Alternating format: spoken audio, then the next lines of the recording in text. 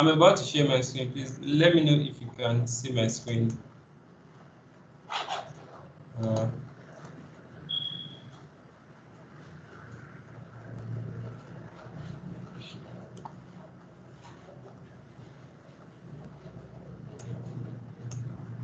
Can you all see this?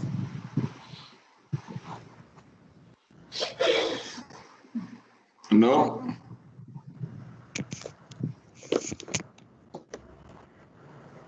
Can anyone see my screen? Yes. Not yet.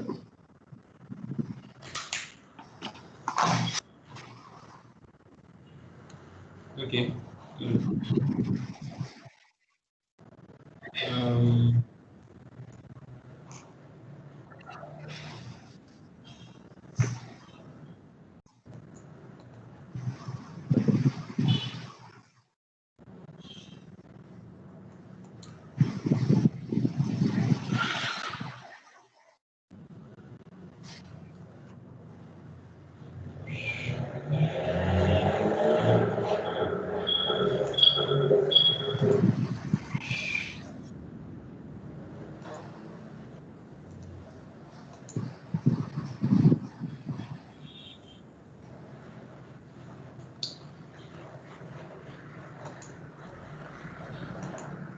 Can you all see my screen now?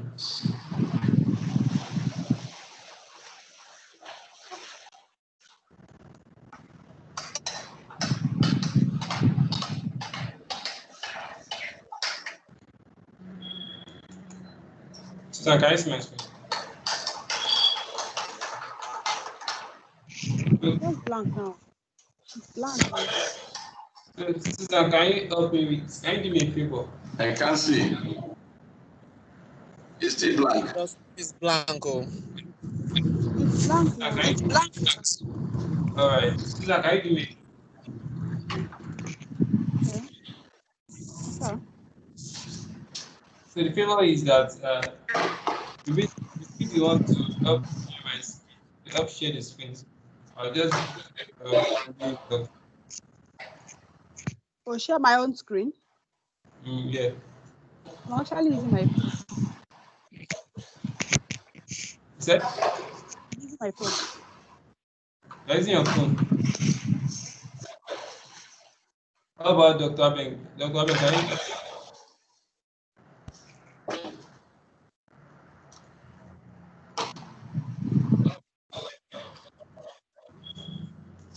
My screen? Yes, sir.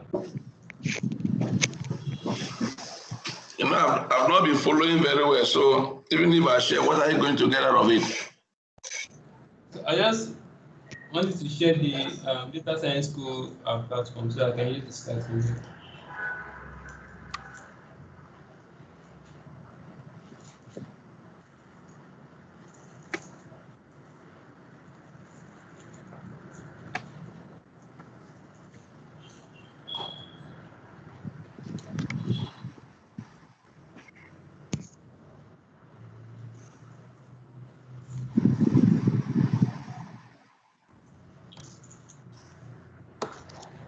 Can you see my screen? I think it's coming up.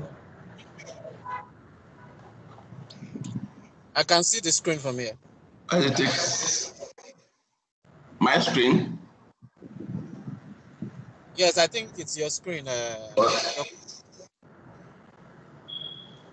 Okay.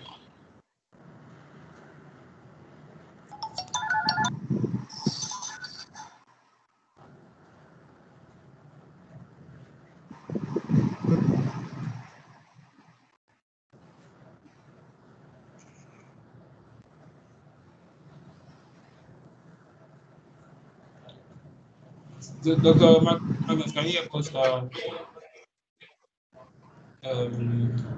log into your data science school? Me? Yes, sir. Data science school from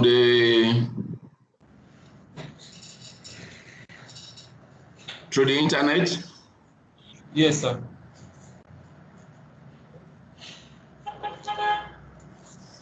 or through a material you have already shared? Through the internet, through the web. DASCA, right? Yes.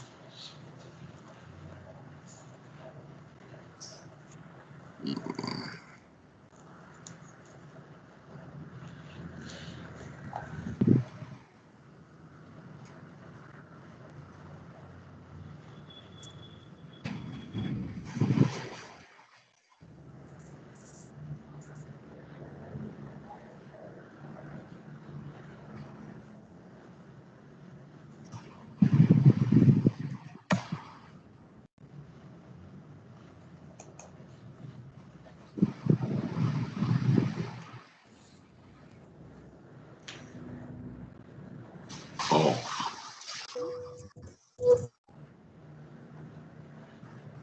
It's taking time to come up.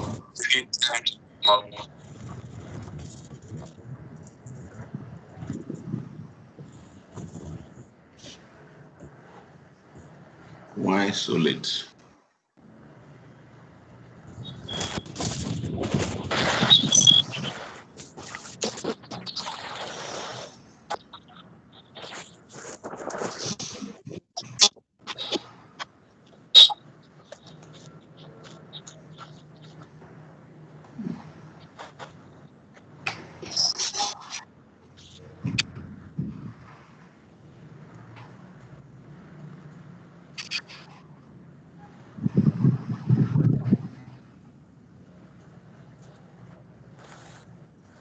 Okay.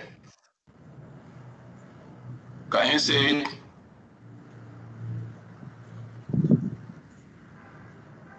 I can see. You want? Okay. What next?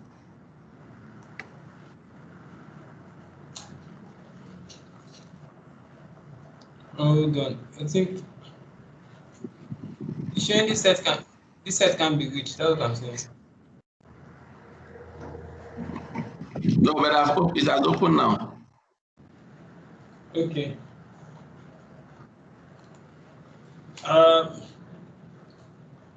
Go to the next page. The next page. That's the Okay. second page. Yeah.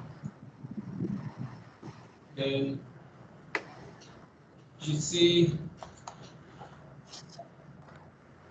SBDA 7 module 7, the 7th module. View course.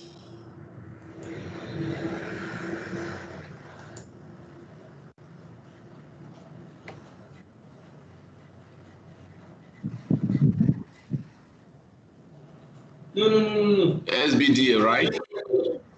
No. Have you logged into the site, sir?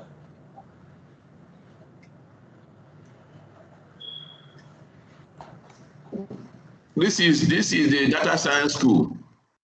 You have to So, log in with Dr. your. Ben, I think you need to sign in. You need to sign in with your username and password. Yes, exactly.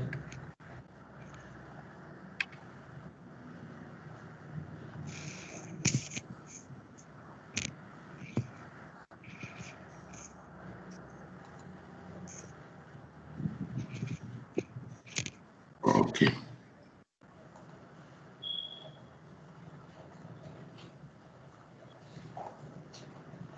Okay.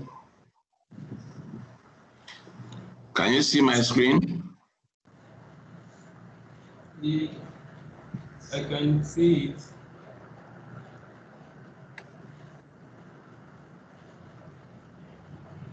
Second page.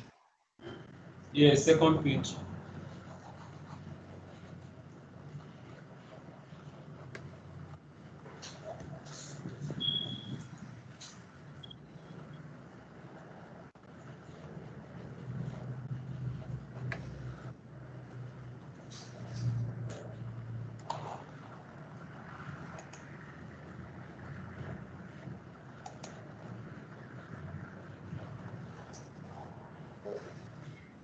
So Okay, watch next SBDA.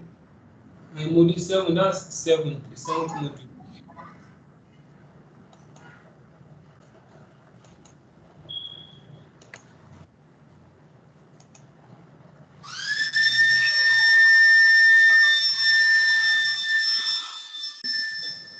Is it from the CO overview? No, resume course. Resume course. Ayman? Resume Resume. course. Yes. Is that the module 7? No. This for echo. I mean module 7. Big data analytics tools. Big data analytic tools. Okay. You can see SBDA 7 there. It has loaded.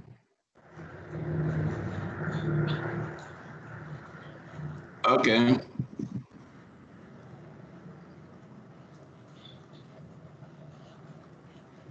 You are taking the second session,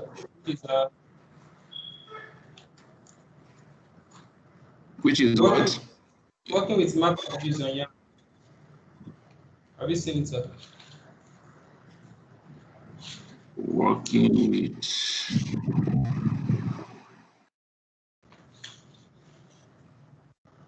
Okay.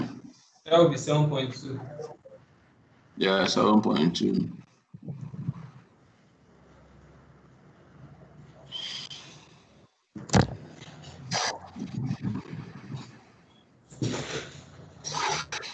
So if you click on it here, you should see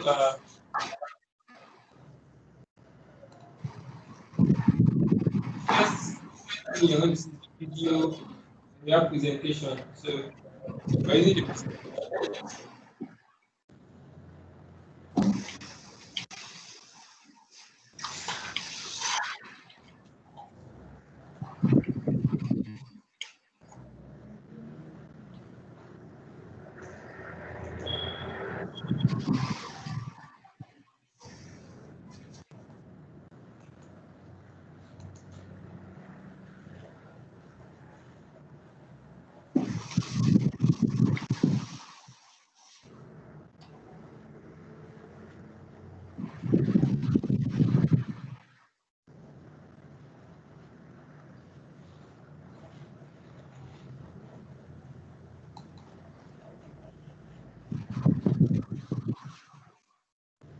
are you there, sir?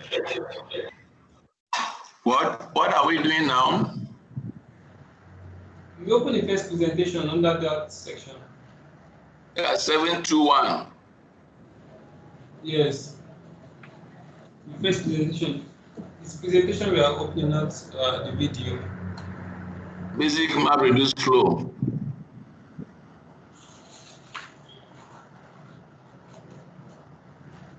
Right? Is that Basic map reduced flow. the first presentation there? Yeah, 721. Okay.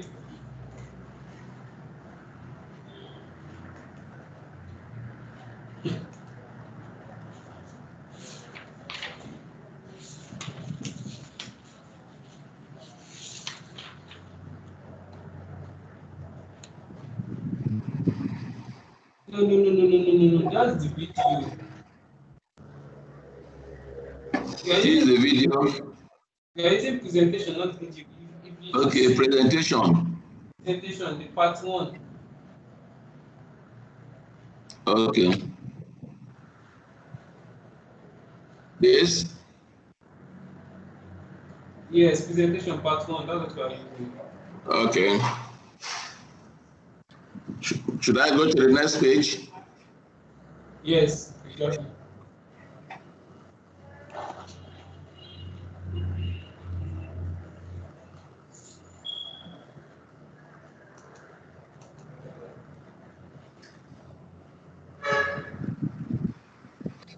I don't understand this. You see previous and the next page on top of the presentation. Simply, When I went to the next, I see my page, I see my screen. If you click on the next and previous page is above the presentation slide, not below. It's above. I know we are on the presentation, and I click next, and click on the presentation slide again, sir. That's what I clicked. Presentation slide 1, part 1. Working with MapReduce on Yarn part 1. Yes. Then I now said next, and it brought this screen. Are you seeing what has come up? I can see what you are seeing, but that's what I'm saying. The next you clicked on is below the slide. There's a next and previous on top of the slide, not the one below the slide. So click on the presentation again. Okay. Are we there now? No, I can't see. Okay, it's loading. I think we are there now. You can see the previous and next that's above the slide, not the one at the bottom. You can see it. So that will take us to the next slide, not the one below. Okay. Okay. So this actually took a bit of time. So so the MapReduce program, because the Hadoop framework actually sits on what we call MapReduce. MapReduce. Hadoop 1 dependent on what we call the program we call MapReduce. Hadoop 2, they have to introduce what we call Yarn, yet another resource negotiation. Embodies the total dependency on what we call MapReduce program. So this is how MapReduce works. A tax done. No, it's actually written in Java. So if you need to get the tax done, what it does is, okay, I want to process a large amount of data. So the map part of the map helps split those data into processable bits and this mappings to all for the set of workers and the user using these tags just the same output, and like maybe you want to make 2 plus 2 equals 4, then 2 plus 2 you want to perform something with 2 plus 2, then map just distributes that work to different workers, and the reduce pass just helps into a single or final output. So in today's objective, we're explaining MapReduce for steps to build and execute the basic MapReduce on you. Although we might not necessarily to bother ourselves with MapReduce, it's a little bit on Java, and many of us do and understand Java. Your audio is not good. Okay, is it that it's not loud enough or it's breaking? No, it breaks. Okay, let me use this audio here.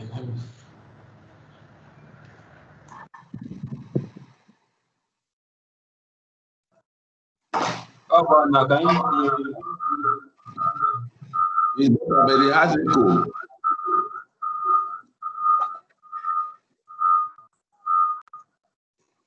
How about now?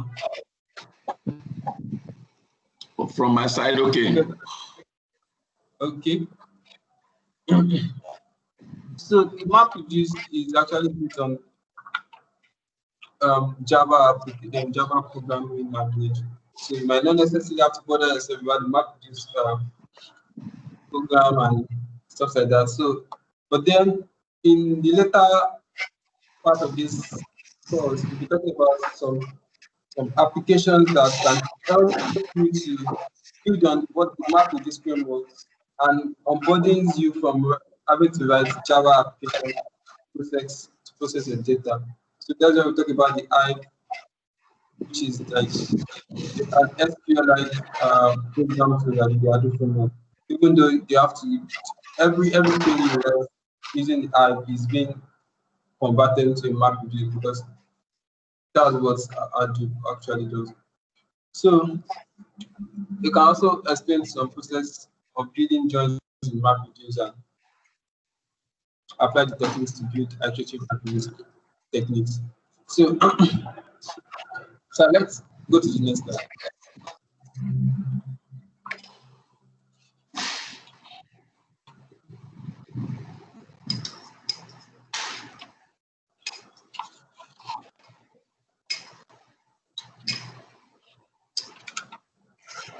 Has it come up?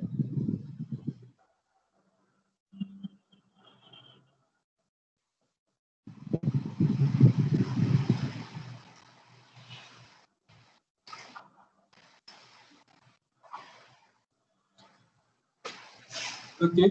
Have you seen it? Yes, I can see it. Okay. So getting to know MapReduce is framework for executing highly parallelizable and distributable algorithms across huge data sets, as I've said earlier, choose to process large amount of data by having to use what we call the map and read function. So let's go to the next slide.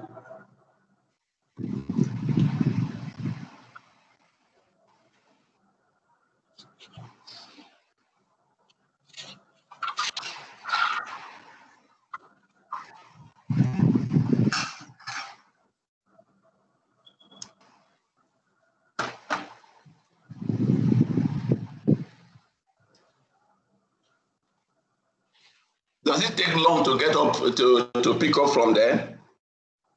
Yeah, from my end, I think so. Because there is already a time lag between when it comes up here and there.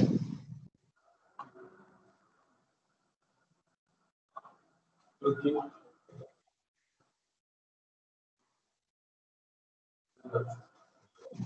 Okay, I think I can see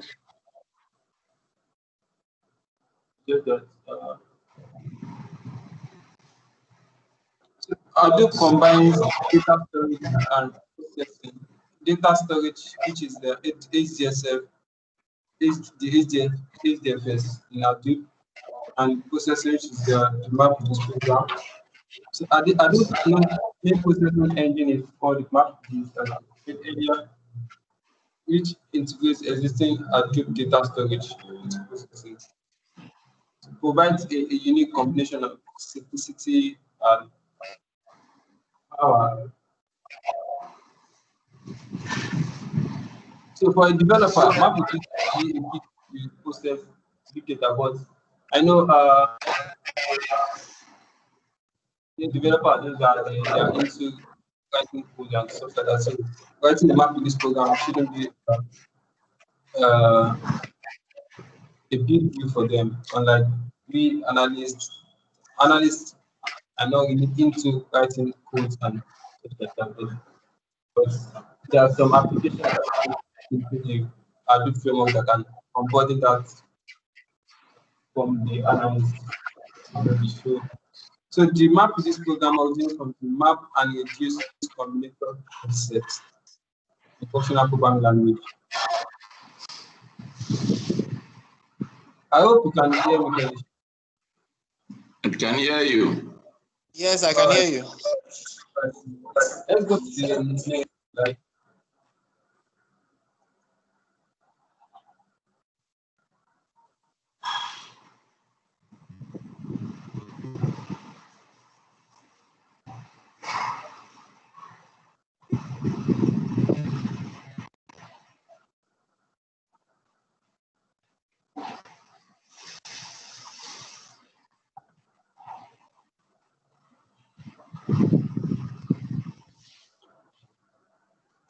Why is it taking so long for you to get it? No, I can see it. So maybe I just have to manage for my own. I will find a way to go about it. So Map PDs is based on divide and conquer principle, which divide is the part of the mapping and the other part is the reduce. So the input data sets are split into independent chunks, which are processed by the mappers in parallel. So the framework stores the outputs of the maps and uses them as an input to the reducer. So after the whole splitting of data set into chunks has been done and has been processed, so the processed data from the maps will be taken as an input to the reducer, which compiles everything to a single output. So the figure shows how a mapper takes inputs in form of key value pairs and transform the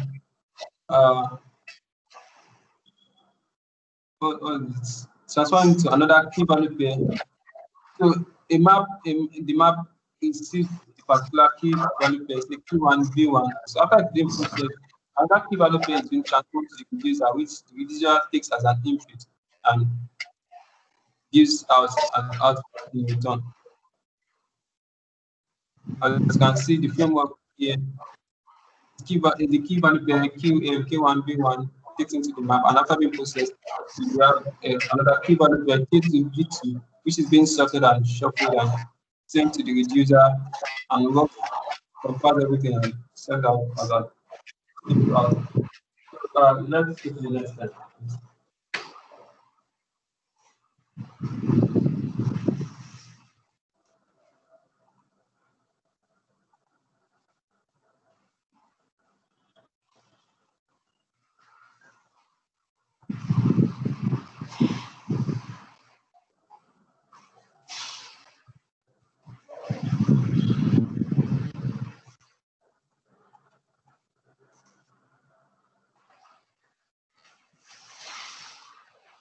So the map with this framework, the map pass output and combines each unique key with all its values.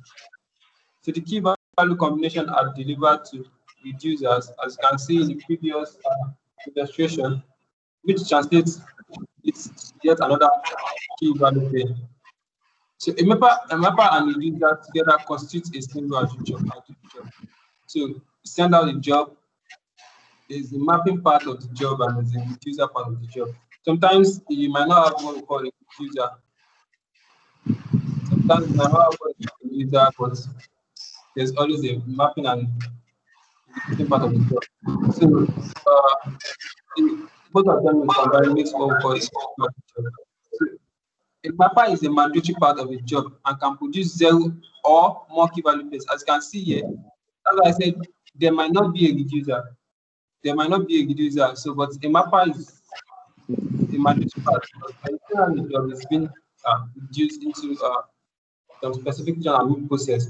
Sometimes you might not necessarily need a reducer for because by the time the output the mapper might send out might just be the final output. You might not actually need a reducer to work on it. So you can see a reducer is an optional part of the job and can produce 0 or more key value pairs.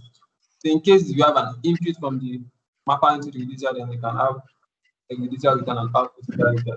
So I think you see an illustration of this when we're going to writing queries in I.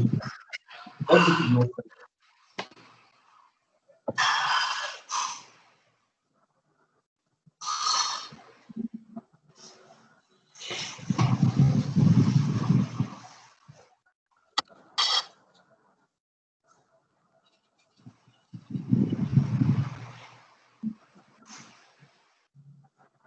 So here we're going to talk about the map reduce execution pipeline, SKR, how we can go with them. So the following are the main components of the map reduce execution pipeline. You have the driver, the context, input data, the input format. So you have a lot of them. Let's see whether we can actually try to run through every one of them, but I don't think we have the luxury of time. So we have the driver, it initializes a map with job and it defines job specific configurations. the driver can also get back the status of the job execution, whether it's job has started and when the job is done.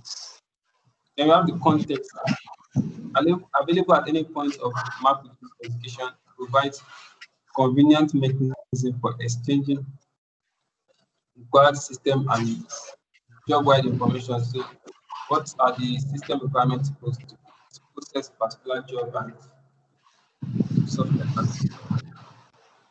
So, we have the input data. That's data for the map that initially stored here. Then the input format is defined data is read and split. So that's where you have the input format. So how is this data going to be read into the job, and how is going to have the splitting, and this guy does splitting of the things. Understand how the data is read and being split. That's the data itself. So let's go to the next slide. For input is the mapper partition, but we might not be able to talk about each of them.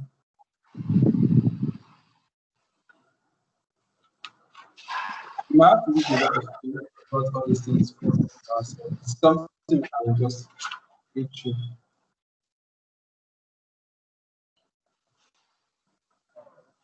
So there's what we call shuffle. Shuffle. The process of moving map output to the user. So the process of moving map output to the user. So in that process, there's what we call shuffling takes place.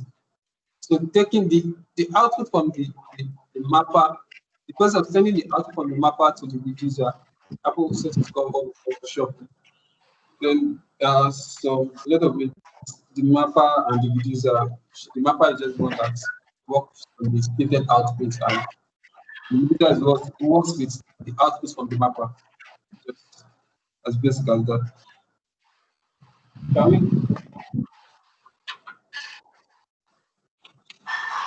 Have you seen the next slides?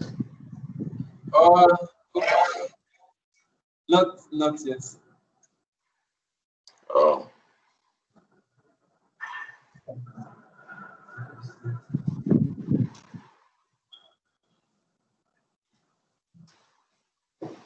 Is it raining in Lagos? No. Why the connection so weak? It's been last night, anyways. It's been last night. Over the but I think it's not really this morning. Very bad. Yeah, I don't know why. Just too bad. Oh, okay.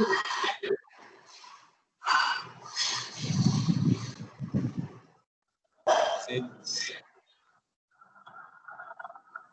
I think I want what page of the slide are you? 9. I don't think you just. I don't think this, but you just tell me the page you are. I will just. We're on page 9. Okay, I'll check that for you.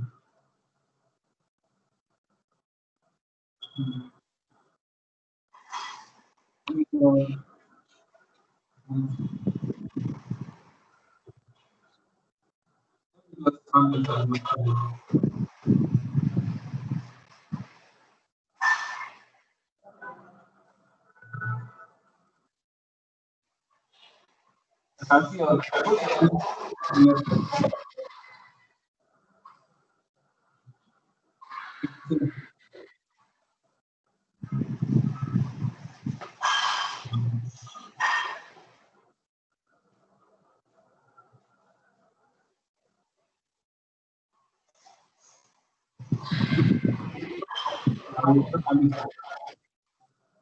then you have on page 10 we have got partition shuffle. Talk about shuffle. The record writer. Record writer defines how individual output records are being written. To write means just save. And we have sorting sort. So the set of intermediate key value pairs for a given reducer is automatically sorted by Adobe before they are presented to the reducer. So that process of shuffling, there's kind of sorting that takes place there. You shuffle and sort. So that's where the sort. So let's go to the next slide, which is the 11th slide. Susan, can you hear me? Yes, I can.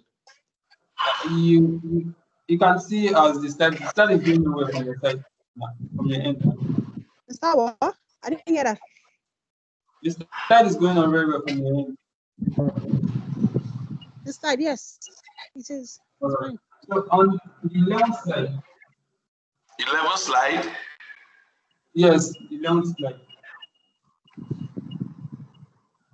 Okay. Can you see it?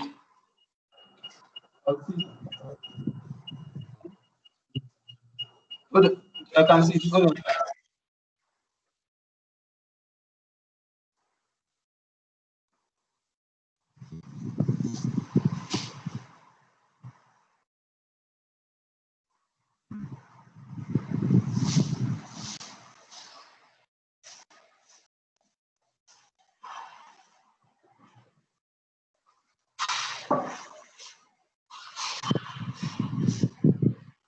The total, please give me 5 minutes, please. 5 minutes. Okay.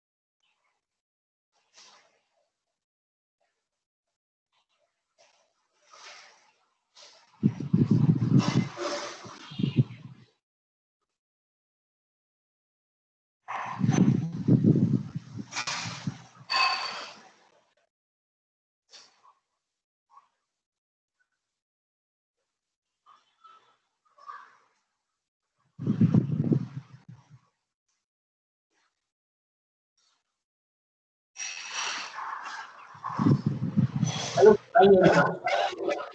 I can. All right, sorry for the break in transmission. So here you have the architecture and how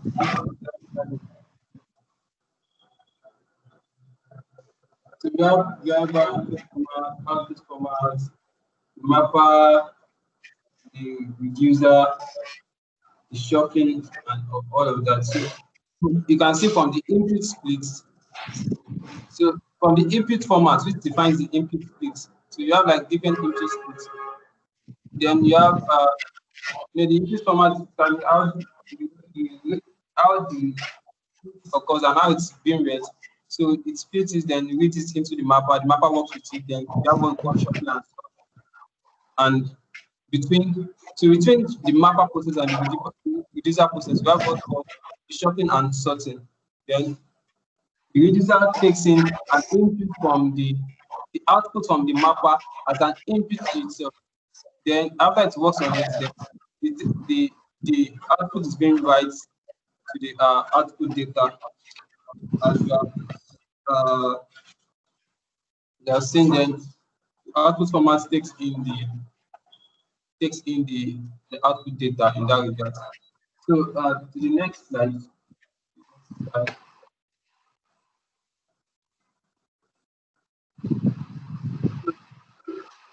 We have some two optional components of map execution. You have the combiner and the distributed cache. So the combiner runs after the mapper and before the reducer. So the combiner runs after the mapper and before the reducer. So the combiner class runs every map task and some reduced tags. So what it does, it sees all data emitted by mapper instances as input and tries to combine values with the same key, thus reducing the key spaces and reducing the number of keys that must be sorted. So the output from the combiner is then sorted and sent to the reducer. So you have the combining kind of stuff that happens between the mapper and the reducer also. The distributed cache. So this facility enables the sharing of data by all nodes on the cluster. So it can be a shared library accessed by each stack, a global lookup file coding key, value pairs, stuff like that. So what this one says is that if you run job now and you need to process the data, by the time the data is being read once, just being read once, and if you need to process that data again, there's a cache of that format of that data that is already available on the clusters, whereby you don't need to access, you don't need to go directly to where the file is stored again because you already have the cache file. It's just like when you're working your house studio, you just working with the data and you store this in an object and you just close the out studio, the scripts are already saved and stuff like that. If you should come back to the out studio and you want to work on the same data, you don't need to have to import the data into the environment again. It's already in there. The cache of it is already in there. It's already stored as object. You can just call it and just start working on it. Okay. Then the next slide, map reduce at one time. So it provides the following support for application development. It provides scheduling.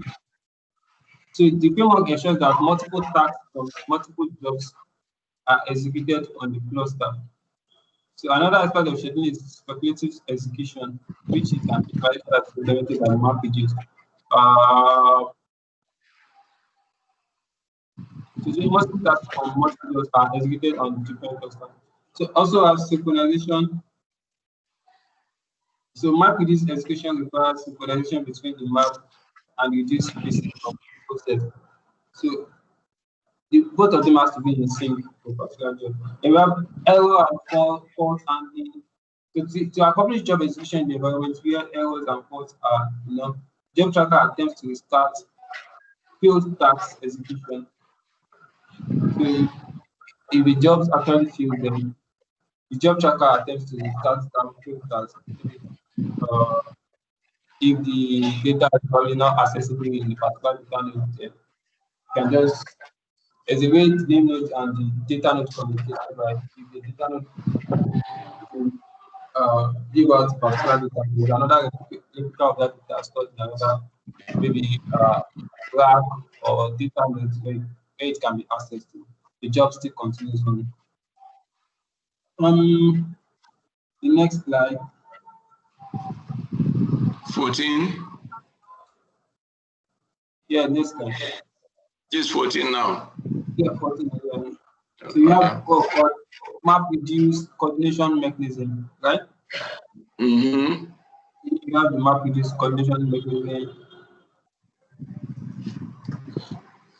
So you have driver where you have sent out the scheduler and the job tracker tasks, which monitors the task that is being given to the map reduce job, and you have the map and the reducer that works with the task.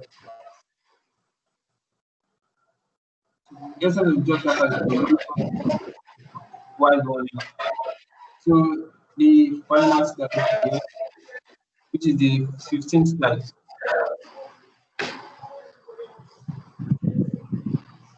You have map reduce.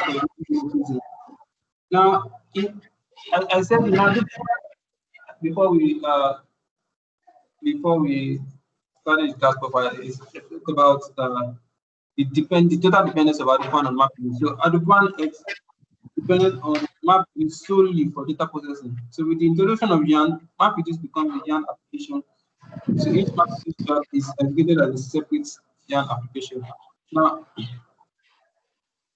so what there's this yarn is the way it monitors the job. It's, I think, the earlier part of this. I think maybe in the next session we're going to see a more definite process of how that monitors task. So a map this job is a unit of work that wants to be processed. So it includes input data, the map this program, and the configuration details. So this job is run by Hadoop by dividing it into map and increase tasks as we have done before. So Yarn schedule the tasks and run them on nodes with your task. So in case of task failure, it's automatically rescheduled to run on another node. So I think I've explained that, illustrated that before. So I think this last part has been explained. So let's go to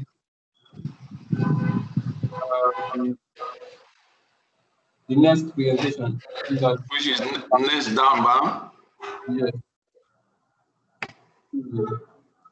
Okay.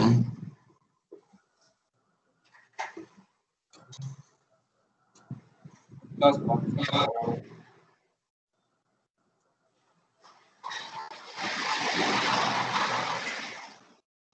I think next time.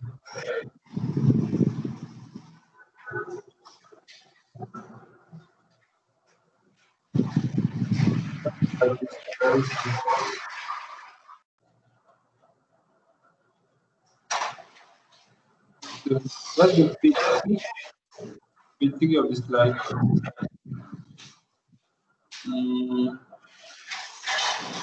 This let's go to page 4.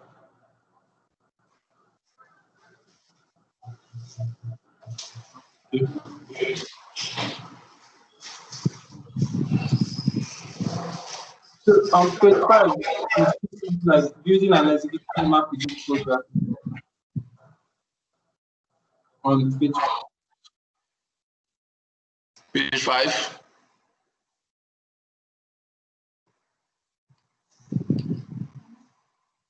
Which page should we go, Emma?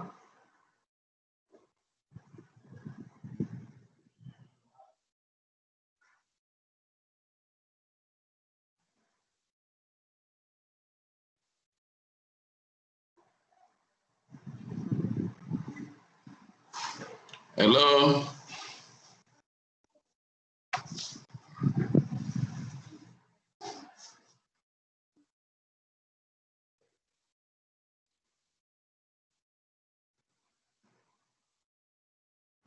Are we together?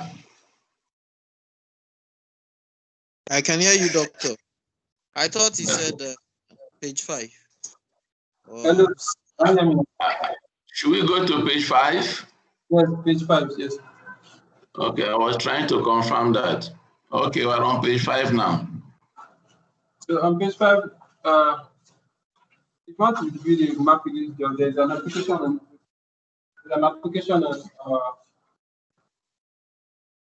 the VM called Eclipse. So that you develop a Java application and run it on Azure, and it works fine. There's this part. There's this one we did. We've not done it, sure. Maybe last time we are going to the word count program whereby we can number of times the word appear in a particular file. We done that. So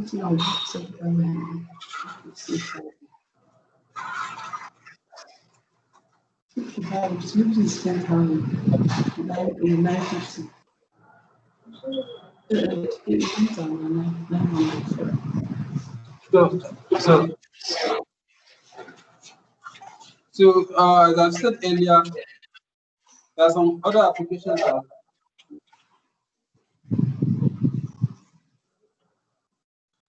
there's some other application that can help the analyst. That you can write programs that you understand. You not necessarily have to write Java programs.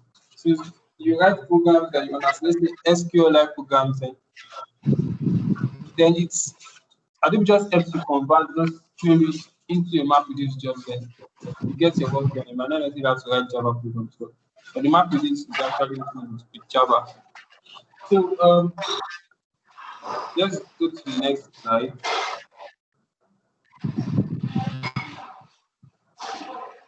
So designing that designing MapReduce implementation. So MapReduce is a general parallel execution framework. So to develop a successful MapReduce program, developers have to answer the following questions. So how do you break up a large problem into smaller tasks? Because that's actually what MapReduce does for you. So which key value pairs can you use as inputs and outputs of every task? How do you bring together all data required for calculation? It is necessary to decompose complex algorithms into a sequence of jobs where data output of one job becomes the input of the next. Just like, oh, so this kind of just like a for loop kind of thing. Just the concept of a for loop. Okay, I have a data in maybe that contains the first name, I don't know, surely the first name of the student and the corresponding scores. So I don't want to use first name. Let's say the matric number of the student and the corresponding scores. So the matric number in this case is the key, whereby the scores of that particular matric number, is the value. Because for each matric number, the matric number is unique for every student. So that's like so for a particular key, we have a value which is like the score of that thing. So I can say for all as for all key in that particular data, fetch the particular values, then I can put this kind of key value here and take the results of that, then map it to another thing and transform it to whatever I think I actually need. So depending on what I want to achieve. So the next slide. Here we talk about using MapReduce for parallel processing. So let's consider some examples to see application of MapReduce techniques. So face recognition now. So I assume a face recognition algorithm implementation that takes an image, recognizes a set of desired features, and produces a set of recognition results. Now, assume that it is necessary to run face recognition on millions of features. So a set of inputs, like say image ID, and a set of outputs. So input is like image ID slash image. Then a set of outputs like image ID slash list of recognizable features will be created. So you know like what I just the illustration I just gave. In this case, image ID is like your matric number. The score is like the image. Image ID is unique for every image. Then you have image. So for this one, in this case, the input is image ID slash image. Then the output is another value pair, which is image ID slash. So for each image, I have a list of recognizable features. Maybe the person is dark, person has long nose, person's eye is white, and stuff like that. So additionally, a set of recognizable features must be distributed to all mappers. So the table in the next slide shows the implementation of a MapReduce job for this example. Let's look at the next slide, page 8. So the process phase here. So let's look at the mapper. So in this job, mapper is best initialized with a set of recognizable features. So for every image, the map function invokes a face recognition algorithm implementation, passing it an image itself, along with a list of recognizable features. So the result of recognition along with the original image is the output from the map. So the mapper already has been initialized a set of recognizable features. So you listen to the image. Oh, I think this image has some of this property. Then then it does for that particular image, an image ID. Then it just matches it with some recognizable image that is that's initialized with the mapper. Then maps it with that particular image, sends as output. Take another image again. Look at it. What are the recognizable features that is attached to this image? Put those list of recognizable features attached to that image, send as output, and it does that for every image. And the result of this job execution is recognition of all the images contained in the original images. So let's move to the next slide, page 9.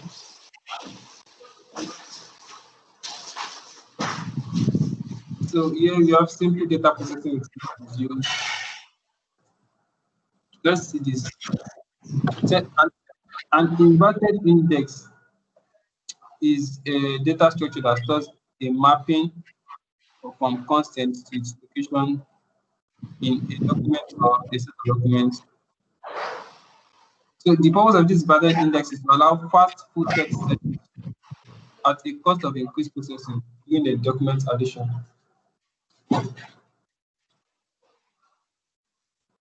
So this guy is able to optimize the speed of finding the document in which a certain word occurs.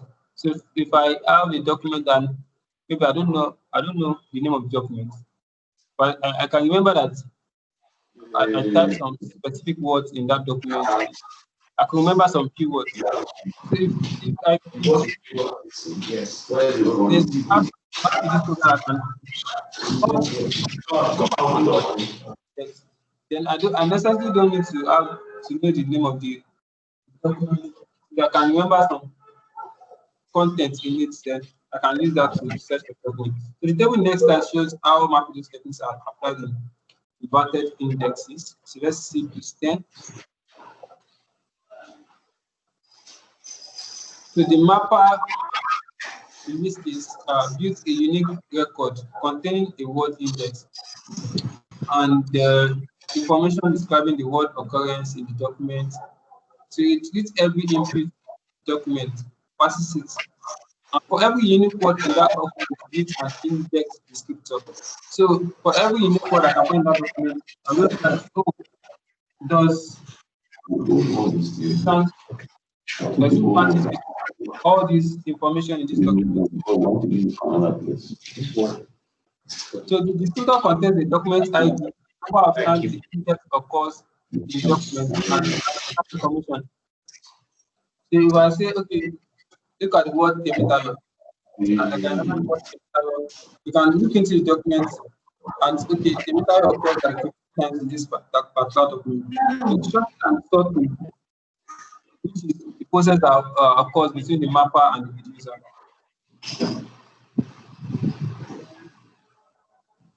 The goal of the user is to build an inverted index structure. So there can be one or more reducers. So a reducer gets all the descriptors for a given index and builds an index code. The result of this job execution is an inverted index for a set of the original document. So it passes for each document we have particular indexes. It gives me, okay, for this particular document, this particular word indexes occurs this particular time on the set. Just like compared to your image recognition illustration. Okay, let's go to the next slide.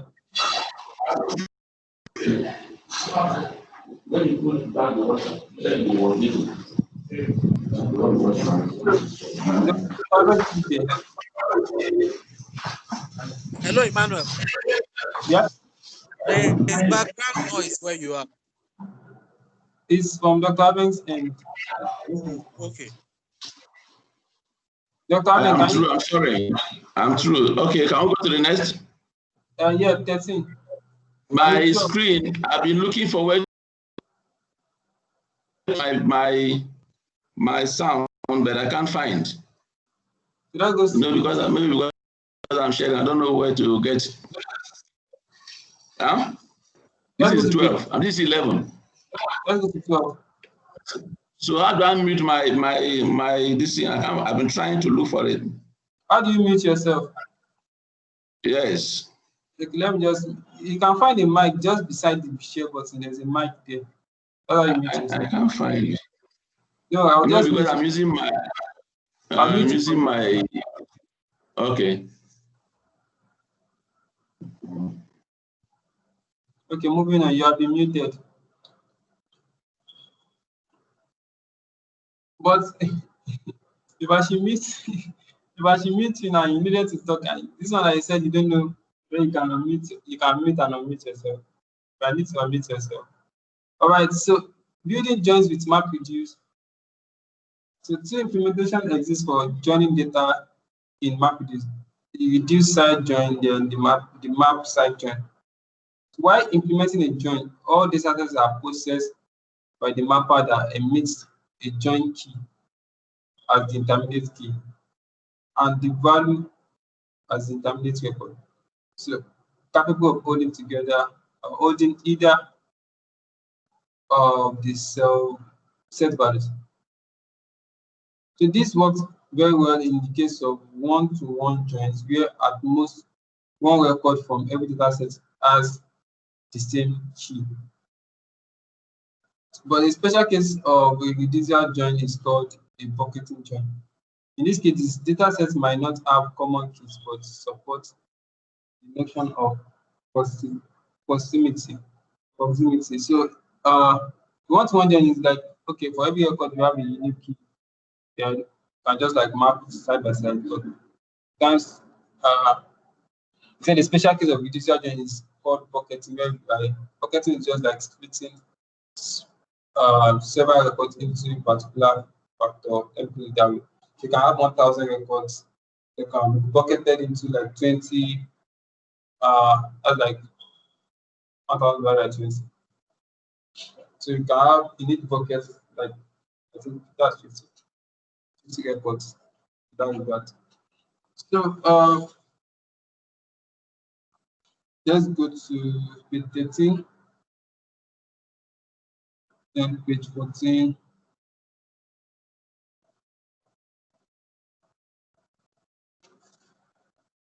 So here we look at what we call link elevation example. Let's see. Sorry.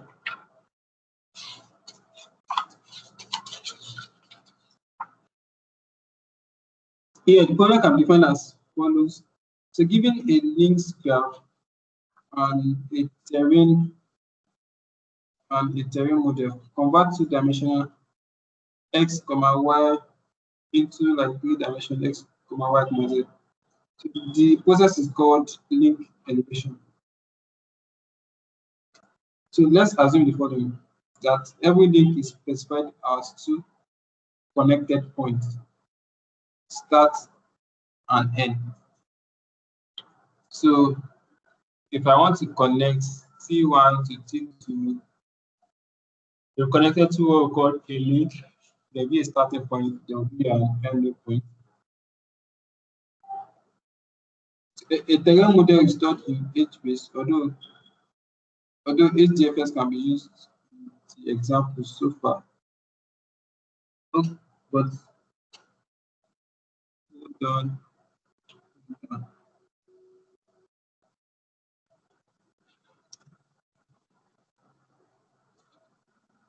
A simplified link elevation algorithm is based on bucketing. Links into tiles and joining every link tiles with the elevation tile and processing the complete tile containing both links. And so let's look at the algorithm. So split every link into fixed length fragments. So for every piece, calculate the item. It's just okay. Yeah, we're already in the next step. So I was already talking about the next step. So I think this thinking of a thing that works with bucketing. If you have bucketed maybe a particular data that has like 1,000 records into 5 buckets, that means I would like have 200 records in 5 separate files. So I should be able to link up those 5 buckets using what we call link elevation. Then I think the program is just have to sort itself in this regard. You don't really need to think much about how this works out. So let's go to the last slide for this session. As part 3,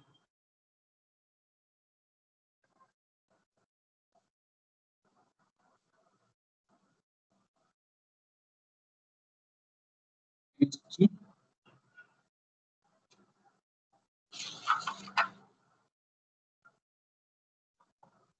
Are we there? Yeah, we're talking about building an iterative map with this application. Susan, were you saying something? I can't hear you. No, not at all.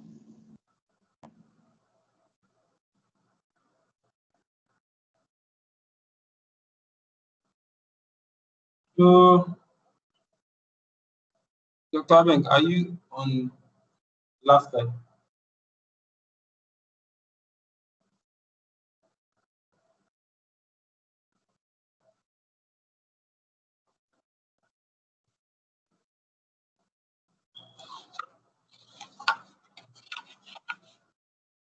Susan, is Dr. Abeng on the last slide, like the part 3?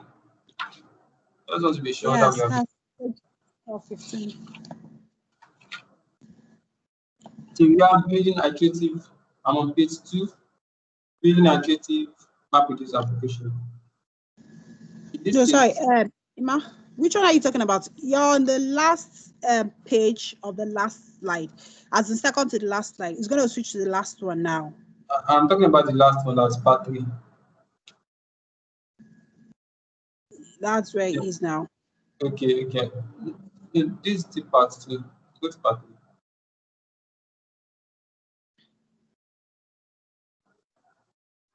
Dr. Abeng, you're on part 2, not part 3.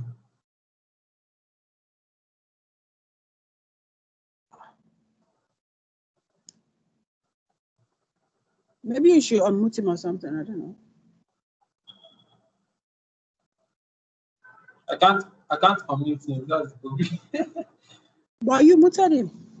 Yes, I can mute him, but I cannot unmute him. Dr. Abeng, go to part 3.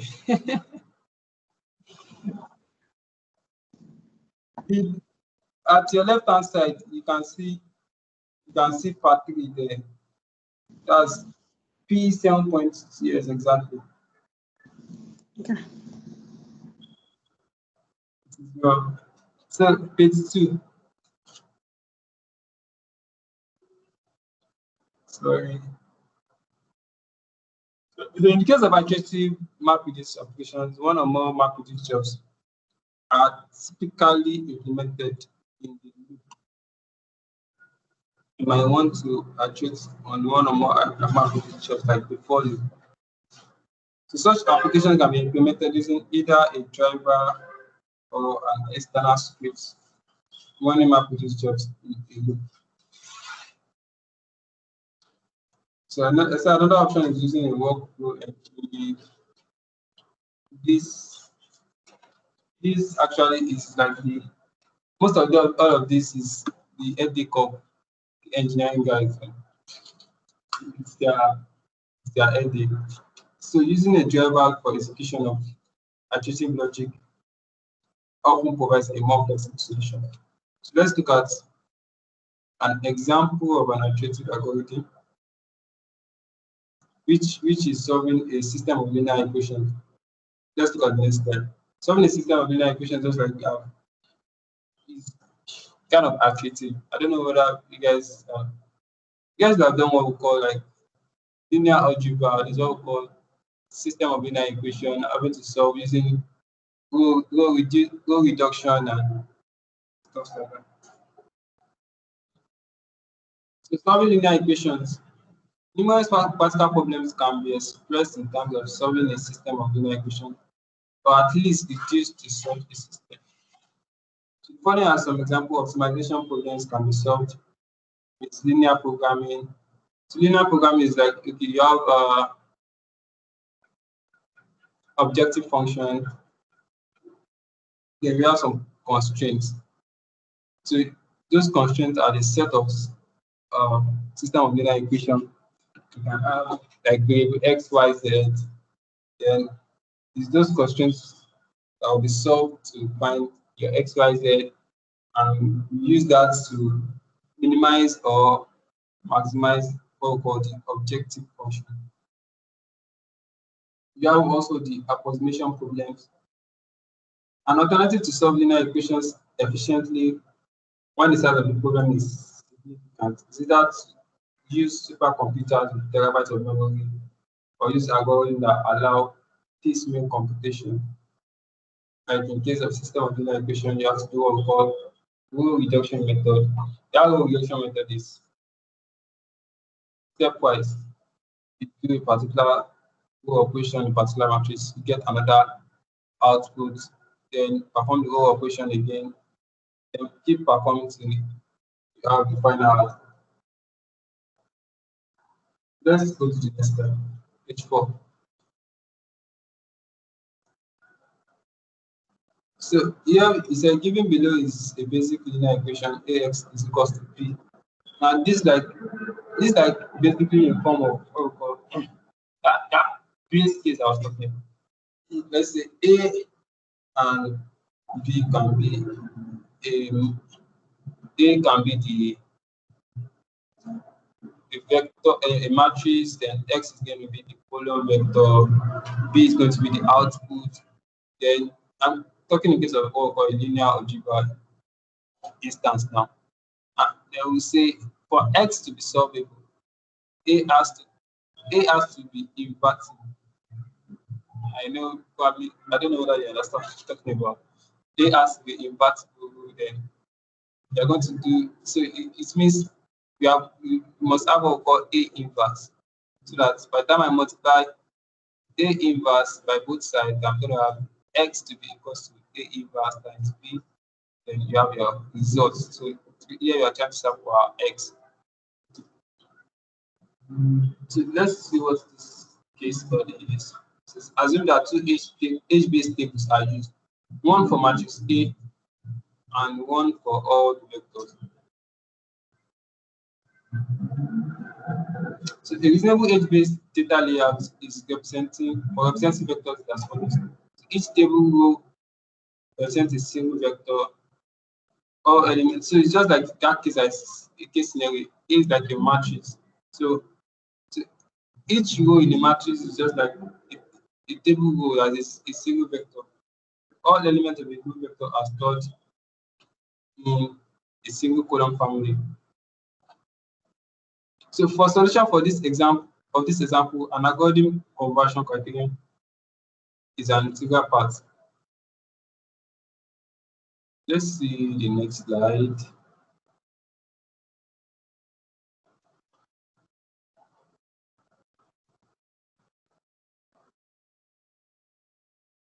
Here we have, of course, stranding, bivalent example. A very common mapping problem is this particular example. Two connected links are called bivalent if they are connected via a bivalent node. So a bivalent node is a node that has only two connections. For example, if you go in the figure below, you have node 6, 7, 6, yeah, node 6, node 7, node 8, node 9 are bivalent. I said, so let's look at the bivalent node, a node that has only two.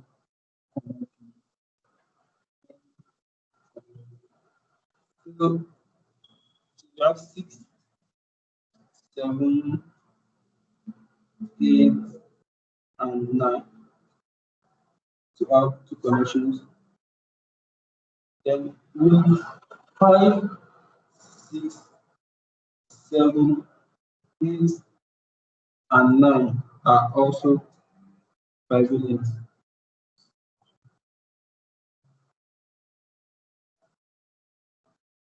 Because they're connected they are connected via a bivalent node. Because link 5, 6, 7, 8, 9 are connected with link 6, 7, 8, 9 also in that region.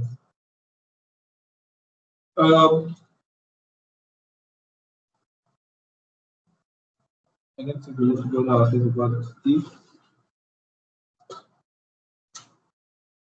Let's go to let's go to the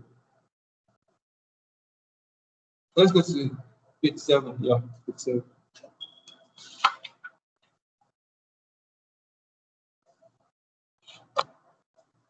So here we're saying that okay, to map with this or not to map with this. It's like okay, should we always have to map with this or should we not just map with this? That's the question in this regard. Now, let's see. To map with this is a technique which makes it possible to do calculation on massive data sets in a realistic time frame. Mapping can be used for parallelizing compute intensive calculation. So the following must be true in order for mapping to be calculated. The calculations that need to be run must be composable. That is, you should be able to like put in writing. Like, you have to put in writing. You should have the idea in your head. The data set size is big enough that the infrastructure overhead of splitting it up for independent computation and merging results will not hurt overall performance. In this case, you must have a reasonable large data set because it doesn't really make sense when you're running a map with this job on a smaller data set, a small data set, like just like because the time the map and the reduce consumes like you are on top of this small thing, it's just like you are trying to call what scenario?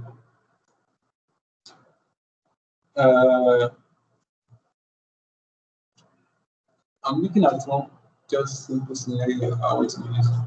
Just to break a egg, just to break an egg, you need to go and take maybe hammer to break an egg.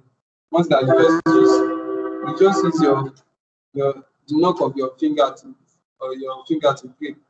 You need to go and learn hammer to break the egg. It's just like not necessary. So give me a minute, please.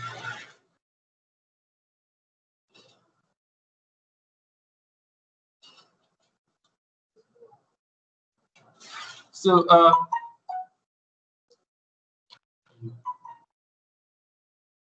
also the calculation depends mostly on the data set being processed. So let's go to the next slide.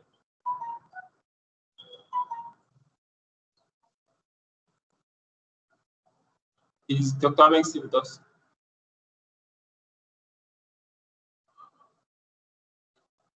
Okay. Let's look at map reduce design tips. The following is a list of some things to watch for and avoid when designing map reduce. When splitting data in between map tasks, ensure that too many mappers are created. Having too many or too few reducers can be anti-productive. So having too many mappers that go, it's just like if you want to build a house, Having too many laborers won't kill you, it will only fasten the job. So having too many or too few reducers can be anti-productive. It's just like in this case. So let me use this case scenario. There's a factory that sells water. If they want to load the water into the bus, I think bus I'll use now, you can have so many loaders to make the loading fast. Right? Now, they will have to go and distribute to their various customers. So let's say they came to Susan's house to come and distribute water. Maybe she just wants to use it for her personal use or like home use. She might not necessarily have to buy like 11 bags of water, and having like seeing 10 people that loaded the bag into the whole vehicle. We have so many of them to come and say, I want to use those 10 loaders to come and deliver for Suzanne that just wants to just wants to buy 11 bags. That's like you are trying to like you are not managing productivity, because those 10 people like 10 of them is going to like carry one bag each, whereby only one person can carry like 6 bags. So that's what the case scenario.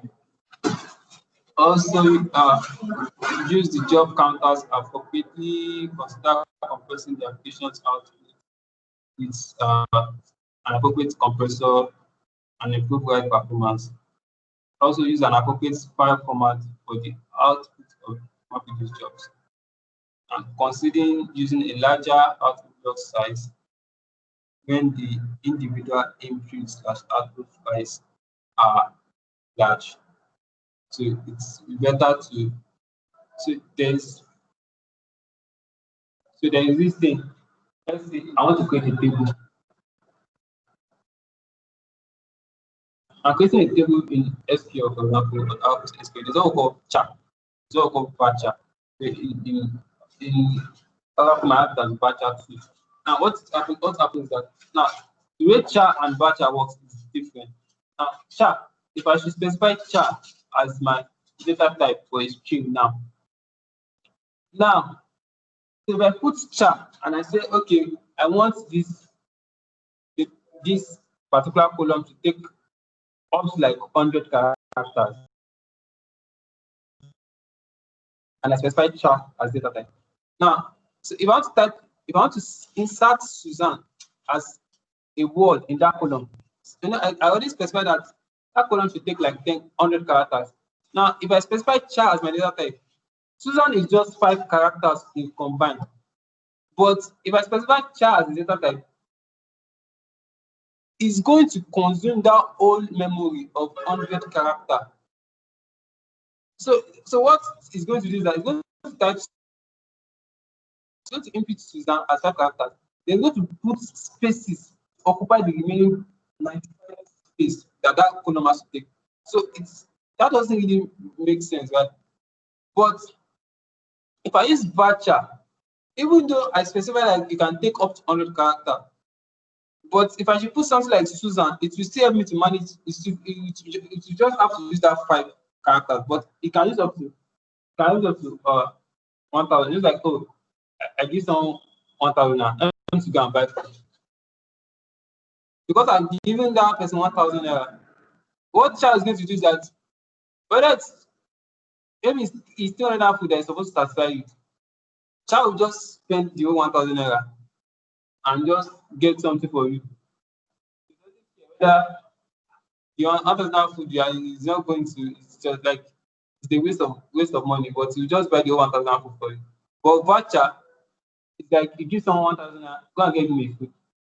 Voucher will just get you the food that goes it helps you to manual. But so in this case scenario, just put a reasonable size so that at the end of the day, the output should be able to contain it.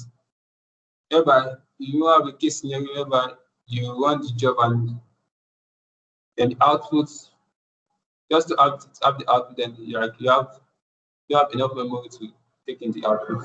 I think we've come to the end of this particular session. So now let's go to the next session.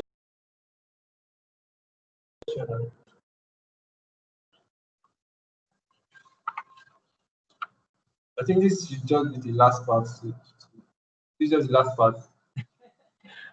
And after this part, I think you have the summary. So you can read up this. I just want to. I'll make sure I want to finish this in this week. So let's just get to. Let's go to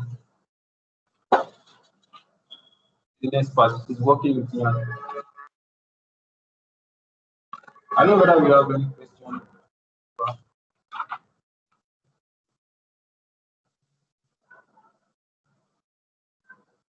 Yes, exactly. This particular session has so many slides. I think it has like 5 slides. Actually, exhausting.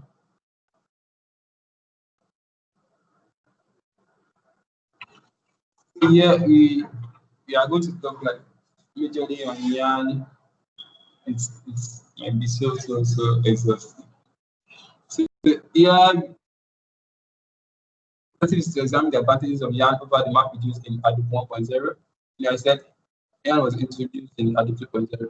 So explain the yarn ecosystem, describe the yarn architecture. Oh, I think we have 4 slides. Okay, just 4 slides. Describe the yarn architecture, explain the key concept of the yarn API, schedule jobs with yarn. But let's see how far we can go. I think we enjoyed the later part of this session. Other than this. All right.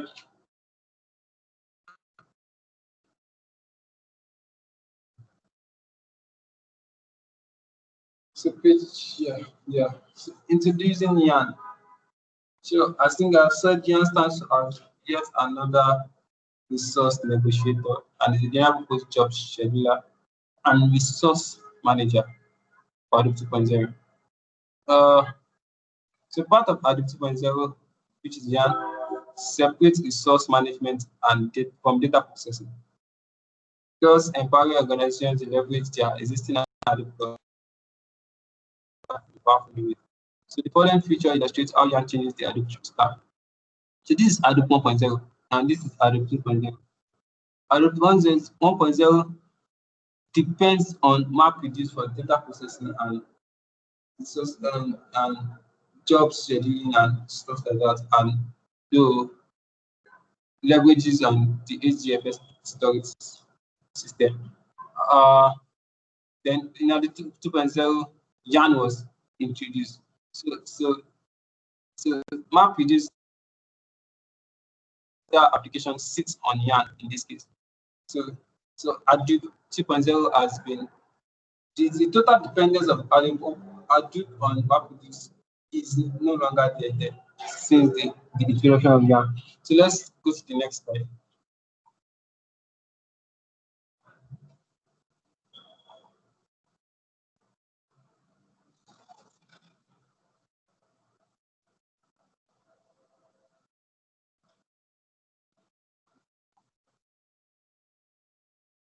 In Hadoop 1.0, resource management and data processing are essentially one and the same, which is the MapReduce. So you store your data in HDFS and process it with MapReduce.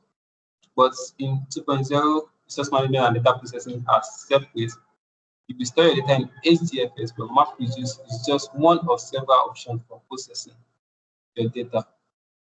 So you don't have to use MapReduce to process your data all the time.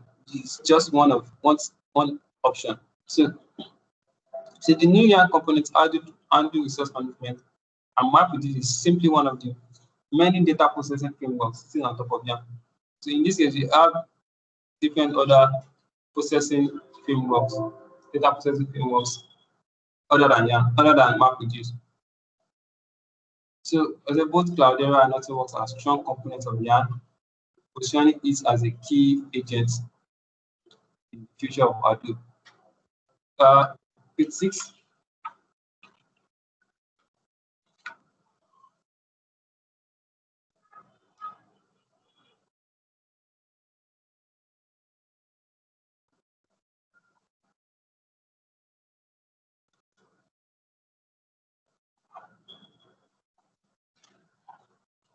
So page 6.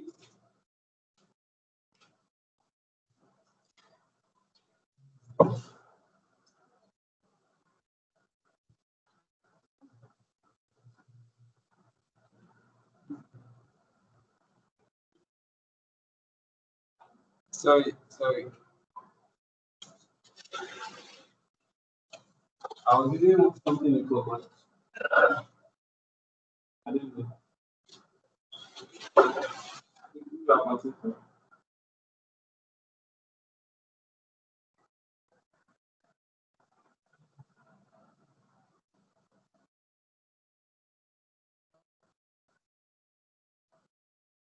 Um, page 6.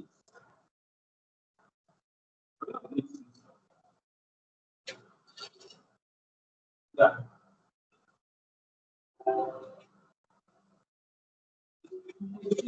We're talking about necessity of young makes it easier to adopt other frameworks because it enables you to run them all on the same cluster, right alongside marketing. So it increases scalability, efficiency, and also cluster sharing because you can run as many applications as each cluster. So let's go to 27 of our slide.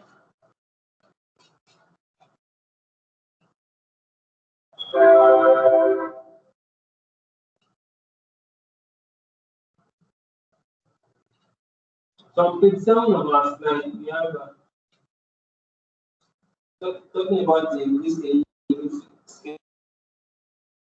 that Jan has introduced in Article 2.0. So going back as far as 2008, the centralized job tracker has been a limiting factor in us because every job is just being monitored by a single job tracker. The primary issue is that the job tracker needs to keep track of every single task in the cluster. So at any point, it's not able to keep up, the whole system begins to break down. All the outputs and stats updates that job tracker must process in a timely fashion. This becomes a concern once job starts making tens of thousands of tasks, which is a common cycle in structured study. So Yam addresses the limitation by eliminating the job tracker. Instead, task management is now decentralized, handled by the application themselves.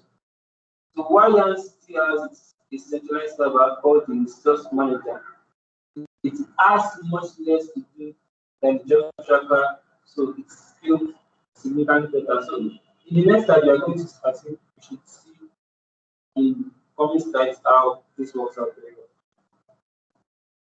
Let's go to page 8. Then talking about efficiency.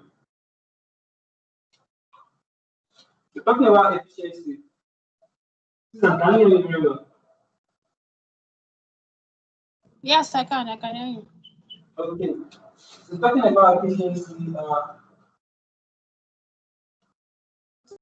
at the 1.0, it's just not it's based on after vision of scores. Does not setting the size of computing resources, and once they are defined, they cannot be changed into a process entirely.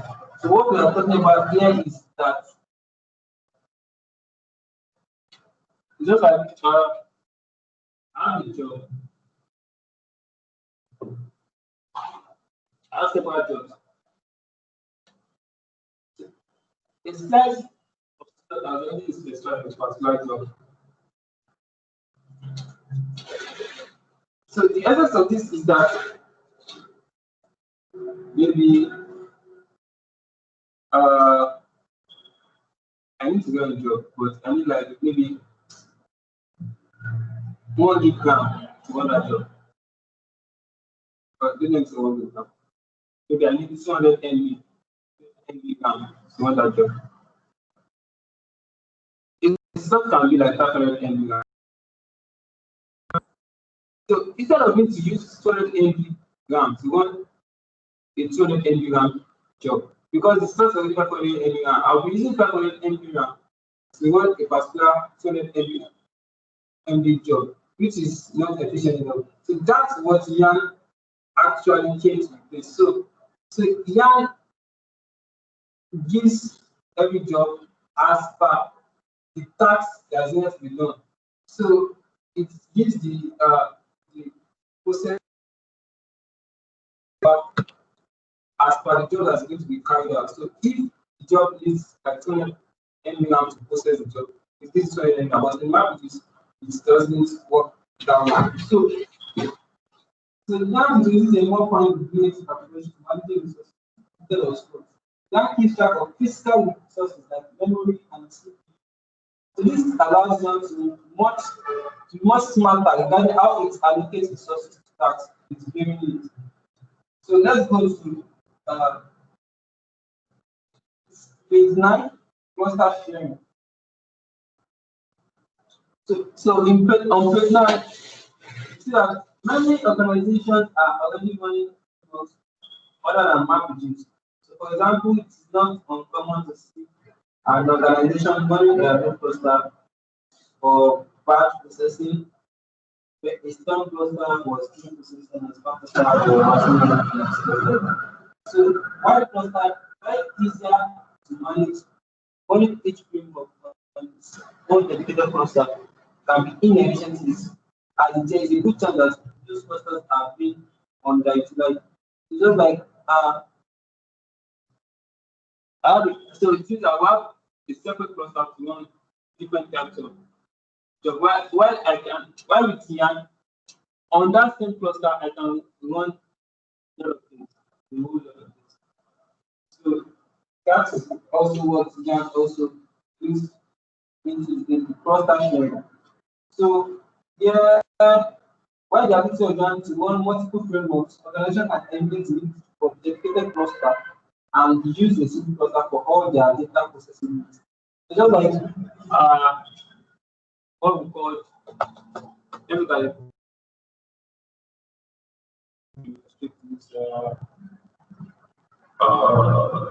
yes. I want to work with Word. I have a Word document. Normally, I'll just use one called Microsoft Word to open it. That Excel, I'll use one called Microsoft Excel. We have I'll use one called Microsoft PowerPoint. But there is an application called WPS. Anything this time, you open like this, is opening. So I don't want to have Word each separate application to open separate files. If I can just use one particular application to just open everything at once. So I think that's perfect illustration of that. So let's go to the next slide, which is page 10. Page 11. So let's look at the Yan ecosystem. So let's look at the Yan ecosystem. So through Yan, Yan is still relatively new. A number of open source systems have already been reported to Yan. Some of the more important and interesting systems of Yan are Storm, Spark. Storm is an open source distributed stream processing framework originally built by Twitter.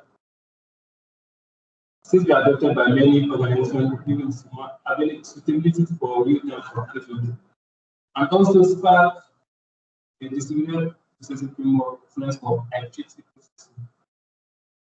Though two its use of in-memory processing, Spark can run 7 pairs of jobs 100 times faster than MapReduce. So an offshoot of Spark called Shark can replace MapReduce as the underlying engine behind I, the I is taking data store.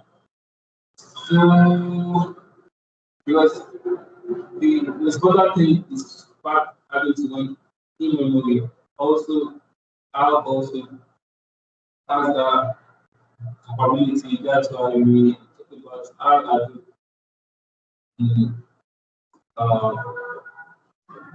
in the part of this course. I think that is creating how are the so ability and capability to run data in memory is just like oh I'm studying something. Someone came to get there's even me as the owner of the shop, then an athlete marketer. An athlete marketer is one that helps you that sells your products through you. So if someone wants to run your athlete marketer, that doesn't have to come to your shop to get the product and sell it. But why can't the customer come through me and get the product directly? That it's easy that way than that to go through a long chain. So that's having to run data processing in memory. I'm just get data because it's just to see here. That oh, I want to go to the next one to get it. So let's go to the next slide.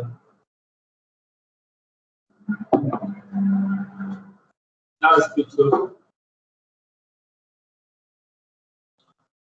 So here talking about the map giraffe here is an open source graph processing framework inspired by Google's Squiggle, while capable of running as a map gesture. The young version is greatly simplified and significantly faster. So, the Apache Armor also has some graph processing and this does the graph framework that a graph processing framework.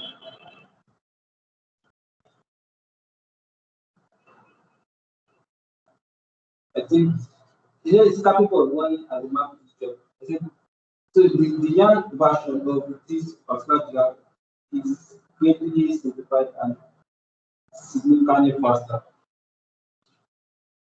Then we have complicating Samsa, we any semester you have to maybe we just have to a bit about some of these applications. So let's look at Yarn architecture. So before we dive into the Yarn architecture, let's quickly review at the 1.0. And this is at the 1.0. So you have the client requesting for a particular job to be done, and the job tracker trying to oversee everything. It's just like a CEO trying to oversee from the headquarters, trying to oversee what happens people in the branch, in branches. It will be efficient. It won't be really efficient.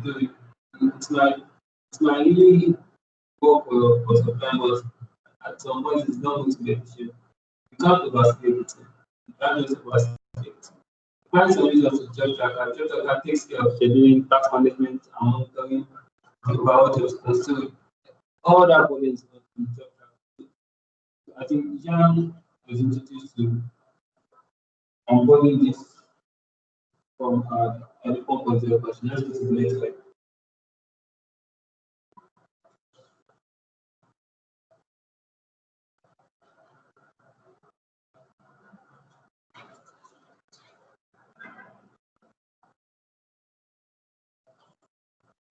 So the next slide, the problem is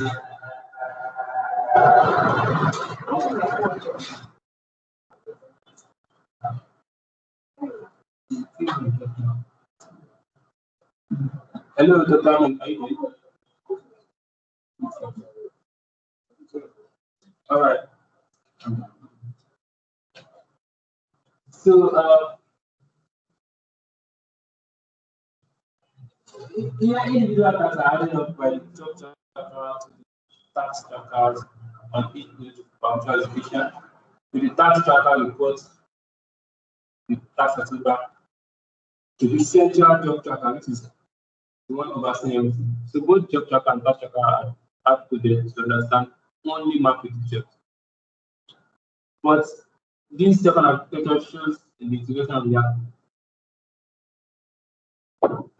So here we have resource manager, then now you are seeing here you have resource manager. But if you look at the previous architecture,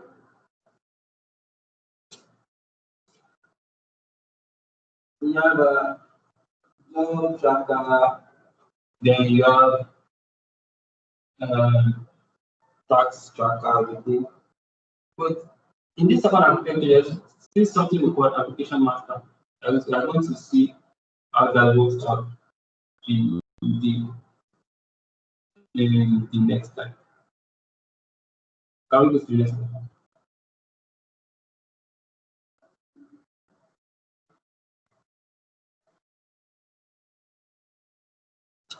So here in our 2.0, that really jumps to the central resource manager. So for each job, the resource manager then launches the process called the application master. Now, the application master process can work on any of the programs, and it takes on the responsibility of managing task execution. We didn't see it architecture they didn't see it. So yes, the responsibility of managing task execution, error handling, and monitoring the job status as on per job basis. So you have different application masters per each job. So to execute an actual task, the application master issues the source request to the resource manager and get back to the container. Okay, for this particular job, these are the resources that are going to make. So the application master assigns tasks to the containers and sends them to the node manager for execution. That's why you saw the node manager. So individual tasks report their status back to the application masters directly. So, to the next slide.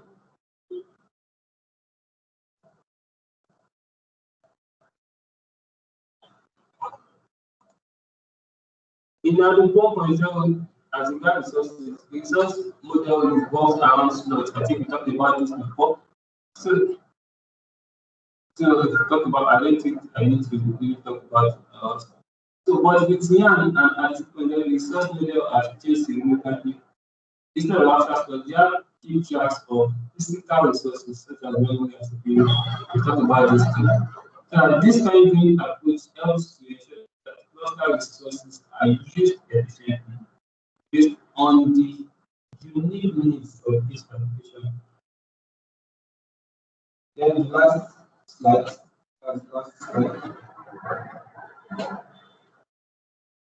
So admission request cluster.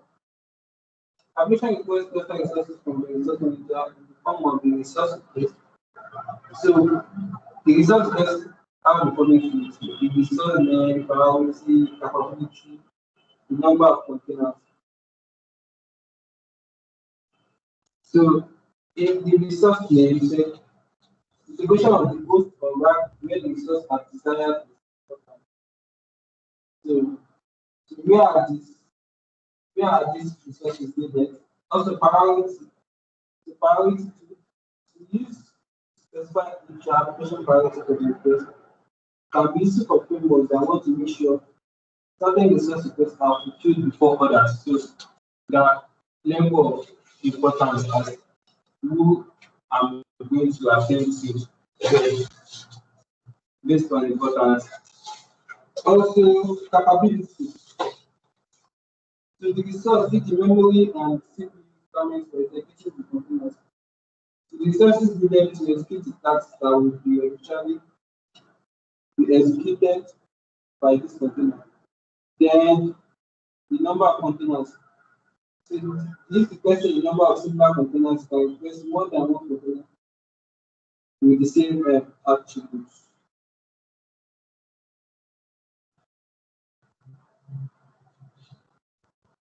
Let's go to part 2 of our study. Part 2 of our study. The next one is not talking about CS part 2.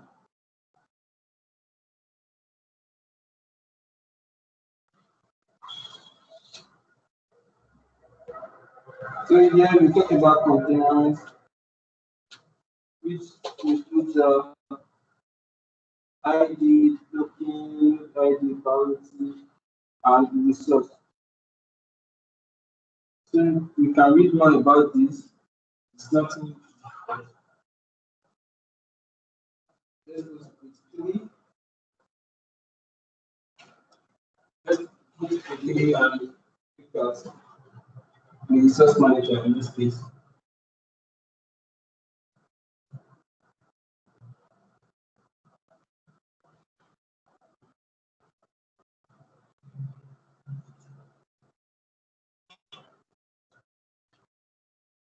So on page 3, are you on page 3, sir?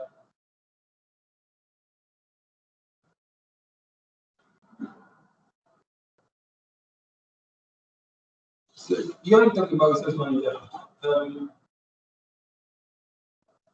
Susan, are you sure that the timing is on page 3? I didn't get that. It's the timing on page 3. I need to go to page 3 of this Is time. that is what? Is it on page 3 of this time? It's on page Is 1. Page 1 or part 2?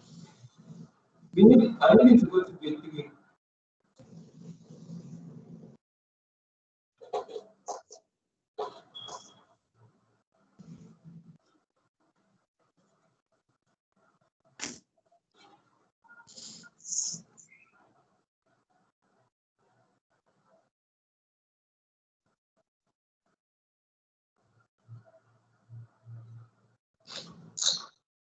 I'm not sure the timing is still.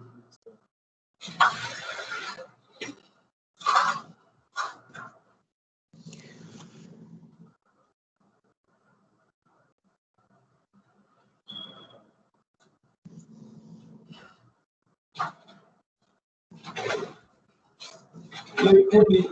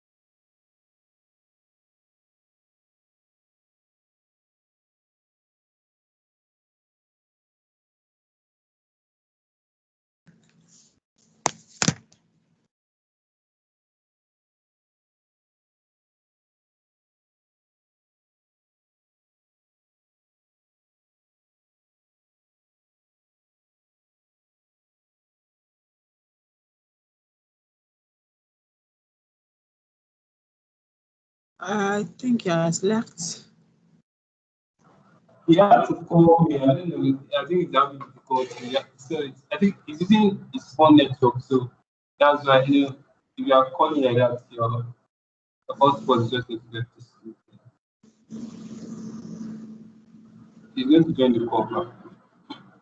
Well, Ima, is your system not working? It's it's just complicated. I'm trying to share my screen. Oh, I think that would be good then. That would be fantastic.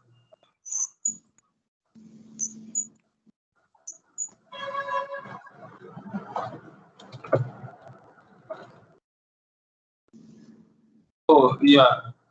Thank Yeah. you. Thank you. So all right. So you can just go to page 3. I think doctor should join us like in a minute. Is it Yan working with Yan part 3 or part 2? You are on part 2. Go to slide 3. Okay.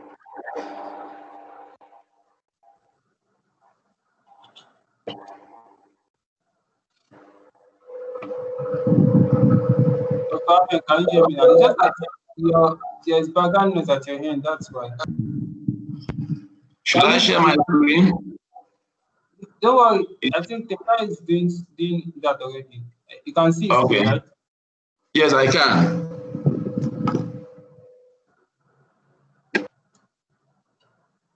Okay. Okay, let's go. So on resource manager, now let's talk about resource manager on Yarn. So like the job tracker, the resource manager handles job submission requests from clients. So like the job tracker also, the resource manager also tracks the health of each node, as well as the overall health of the cluster.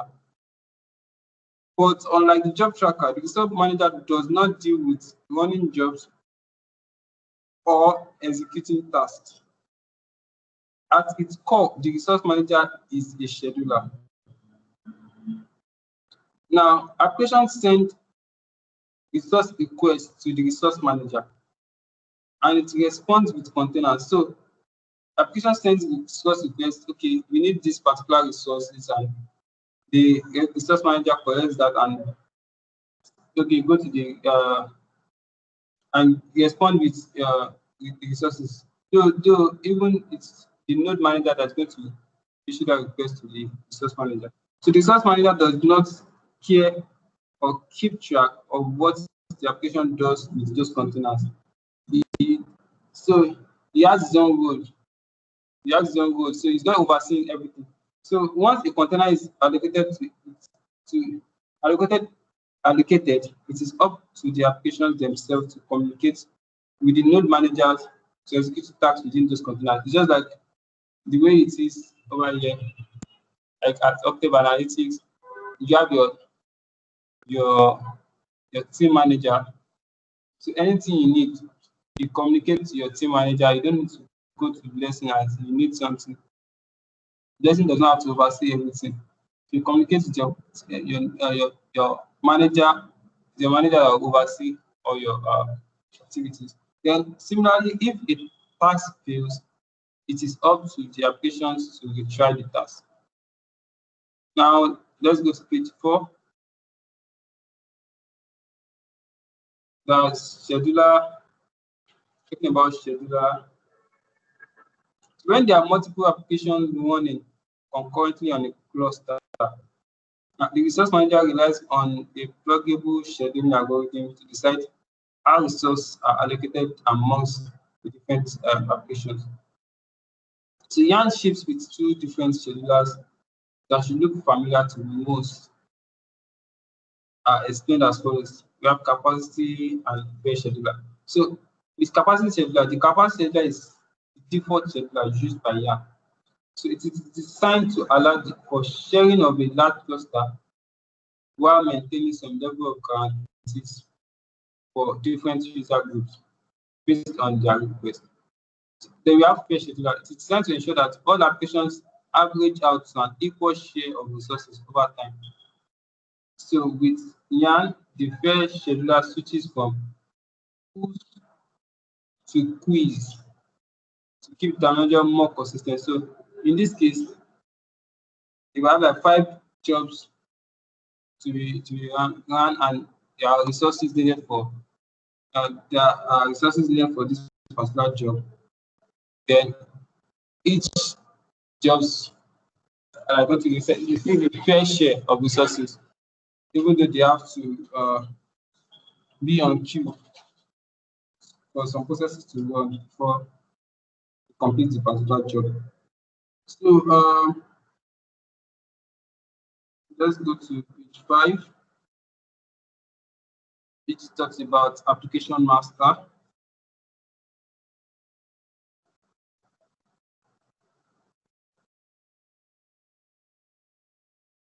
To launch an application master, so the client needs to provide the resource manager with all the information needed, like JARs, configurations, etc. So the resource manager then creates a container for the application masters and launches it on one of the cluster nodes. So it gives out the container to the application master. Okay, these are the resources you need uh, to carry out the job. So the resource manager also take care of monitoring the application master and restarting it if it fails before the job completes. But at the 1.0, the job tracker manages all the aspects of job execution, including failure handling. And as you can know that this can lead to bottlenecks while running large jobs, as the job tracker will have to oversee the thousands of jobs if that is what is actually running. So he has to oversee everything.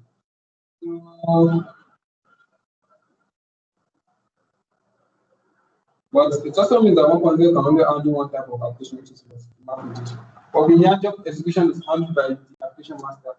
So each job has its own application master. So a cluster running two MapReduce jobs simultaneously, we have two application masters running. So for every different job, as I've said earlier, we have different application masters for every job. Okay. Let's go to page 7. I think we are going to read page 7 by ourselves. We're going to read up that. Let's go to page 8. Then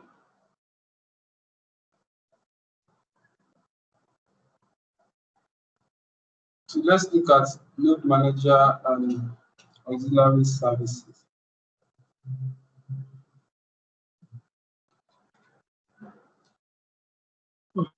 Sorry. So in Node 1.0, the task tracker runs on each node and is responsible for task execution or cleanup, as well as reporting tasks and new traffic back to the job tracker. So since it's only dealing with MapReduce tasks, the task tracker has a lot of MapReduce specific logic built in it.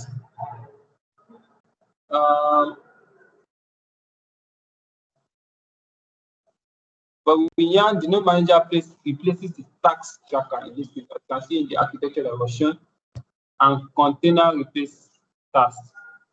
So like the task tracker, the node manager runs on each node and is responsible for container execution or cleanup.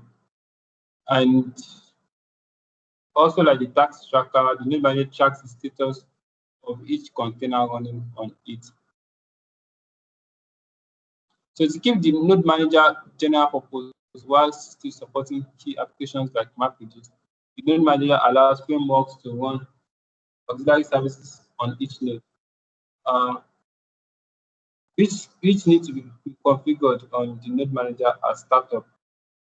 Through Yarn, there is this configuration file for Yarn, which is stored as Yarn sites.xml, that is extensive markup language file, which means that any dependencies for the services also need to be available on the node. So this is most of the engineering work of the Hadoop ecosystem. Let's go to page 9. Also, monitoring resource usage. I think I've talked about this. Let's go to page 10. Let's look at page 10. So, executing containers.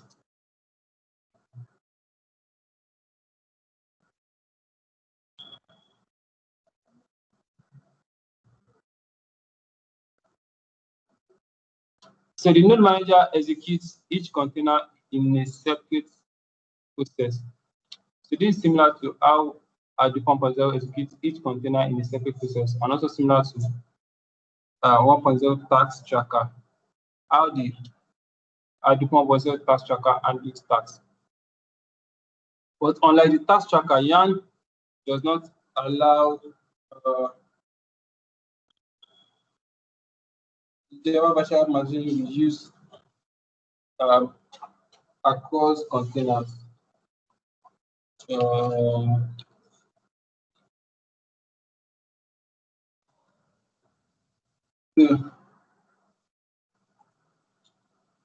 also, unlike Task Tracker, the node manager is capable of running non-Java virtual machine process.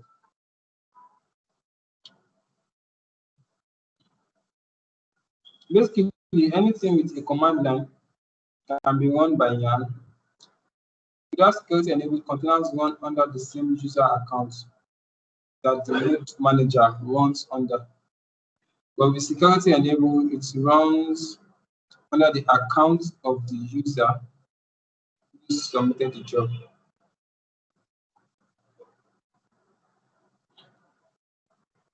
I think.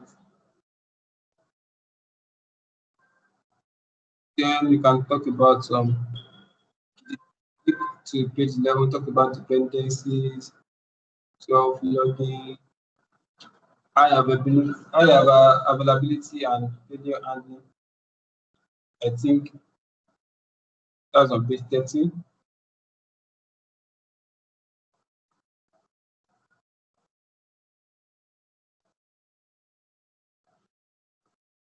Then I think just have to skip this to on page 14 because most of these things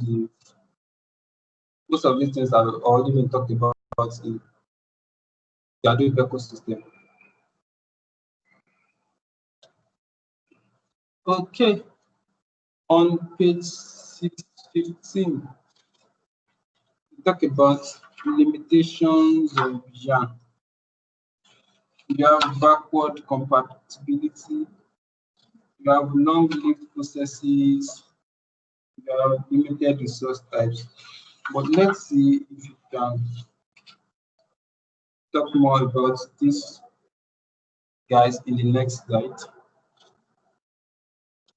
So for backward compatibility, so backward compatibility of Yarn with Adobe 1.0 goes pretty far, but it is not 100% so your output will vary.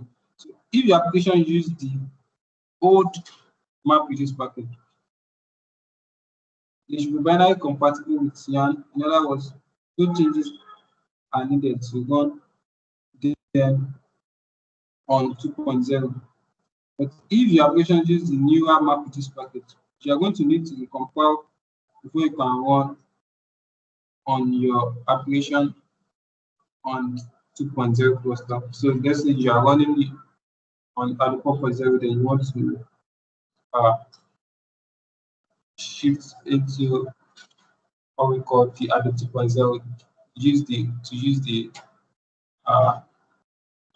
to leverage on the Yarn architecture. So it's just like trying to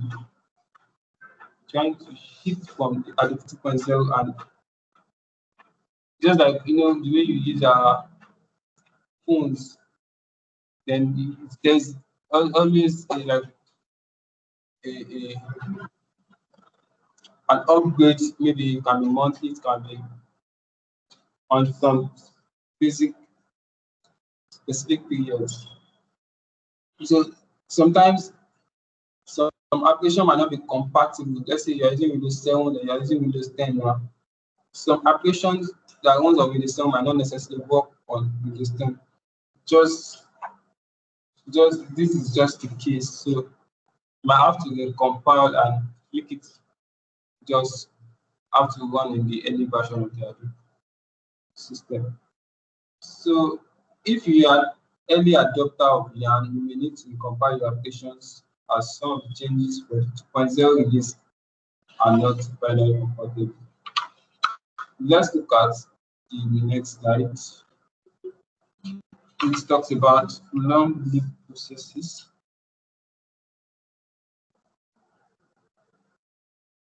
The Yarn is your step for applications that run long-lived containers. So an example of a long-lived process would be something like Storm topology that needs to process never-ending chain of event data and Spark one and streaming data like live stream, like a real-time processing of data. So a few issues that are listed below. So Yarn aggregates container logs to HDFS after a container finishes executing. So, but for containers that are meant to run forever, this is not that useful because it's not going to finish. There's nothing you want to aggregate. So it can get a little messy when web managers, application masters, and or resource manager need to be restarted because right now the long lived containers needs to be restarted as well. But for some applications that can be costly because it means your node manager and application master has to sometimes might not have to run forever. So you might need to restart the node manager and application master and having to restart the containers as well can be so costly. I think the last part here is really long data processes can take up more than their fair share of resources. When the cluster is idle, you can never give them back when the cluster becomes busy again. So since they are processes that run for a very long time, then by the time some jobs has finished running and they've used up their resources, then the system have taken back the resources. Then these long day processes that are still running might necessarily need more resources to run. And wherever another job is needed to run, then those resources might not be able to get them back again because it has continued to use them. The last slide is limited resource types. Currently, Yarn has support for memory and CPU resource types. But while this is a significant improvement over Slot, I think we've already talked about this. Though adding support for these resource types is not part of the short-term roadmap for Yarn. So there is a clear path for supporting them.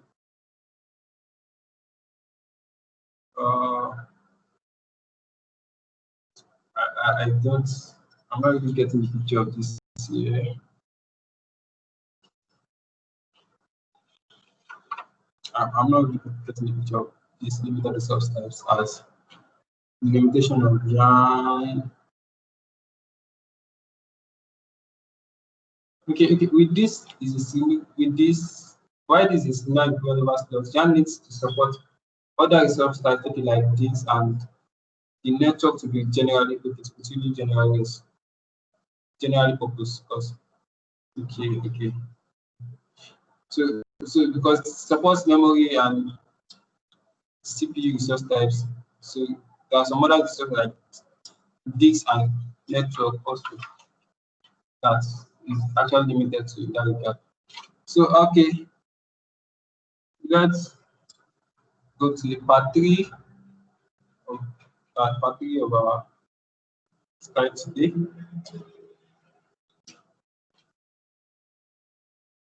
I really hope we can talk about Hive. Yes, I need to touch Hive before we call it a day today.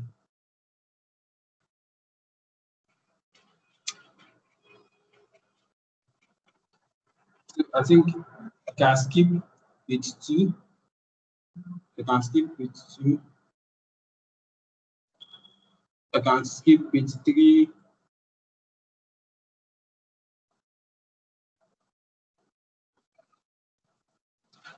So all this configuration, as you can see here,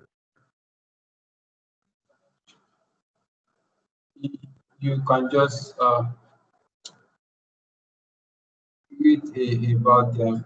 You can just read about them. it's not something that should bother you anyways. This is actually the engineering part of this course. It's not something you should really bother yourself. Okay. Also, we can skip page 5.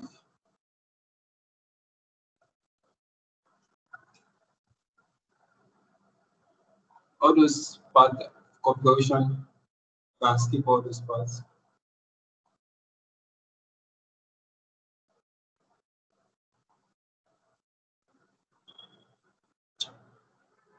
Okay. I'm still talking about configuration. Ivan, Yes, sir. I was going to ask before you made that statement. People like us are basically users of data. Do we need all these technical things?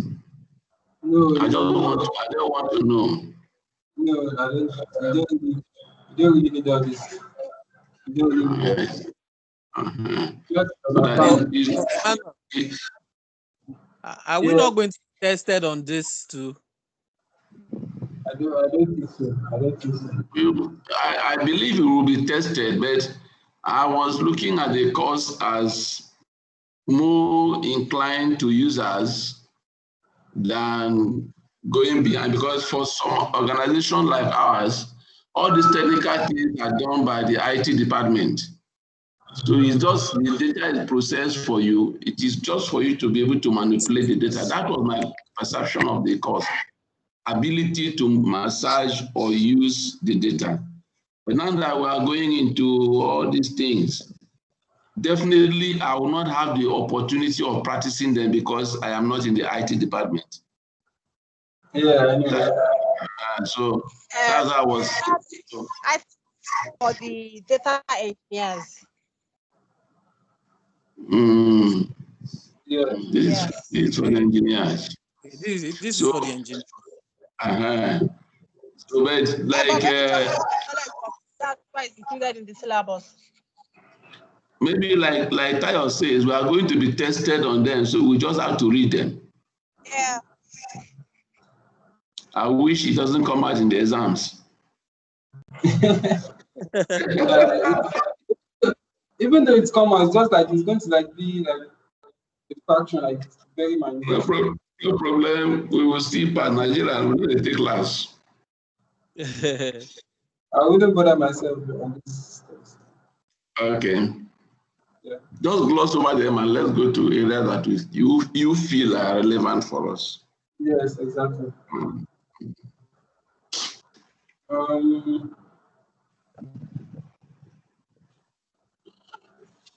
I think, let me see.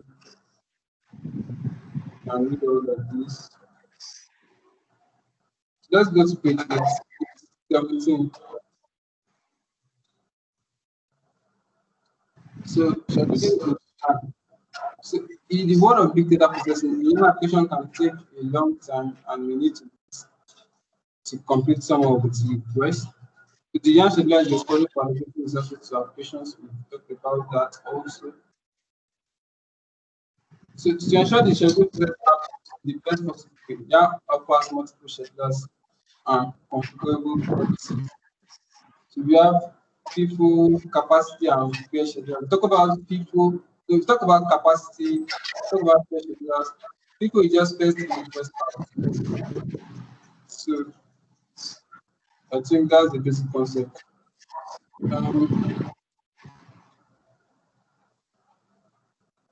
Let's go to part 4 of our slide.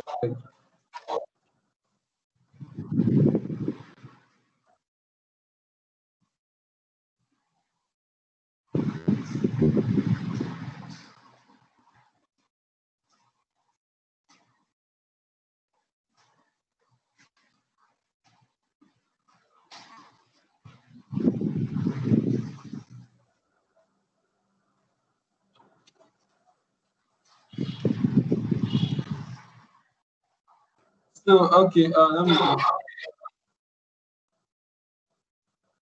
Okay, next slide please.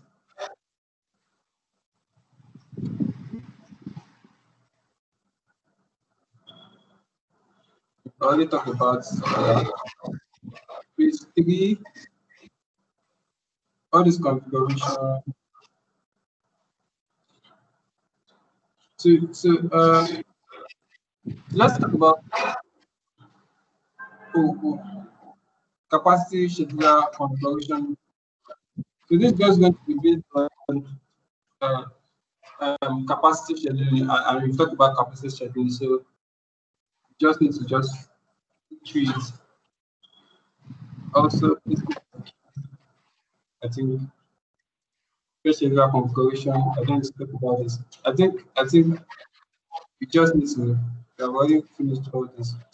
I just need you guys to run through all of these things. Just skim through it.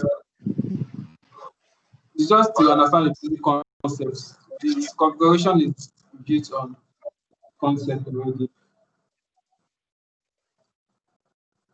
Delay scheduling is just like queuing also, just like having to queue.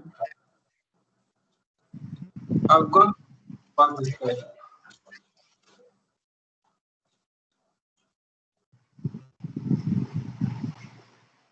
Okay, let me see.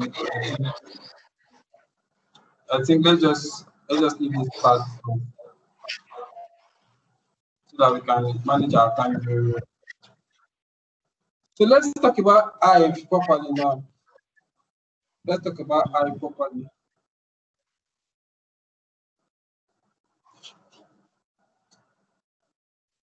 I think I'm enjoying the Timidayo's. I'm enjoying the Timidayo's network.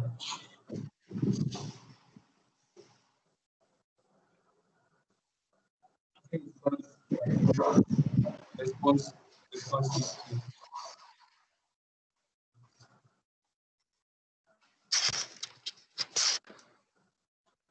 Now, IF is just like an SQL to Hadoop, the Hadoop ecosystem. It uses a language called IQL.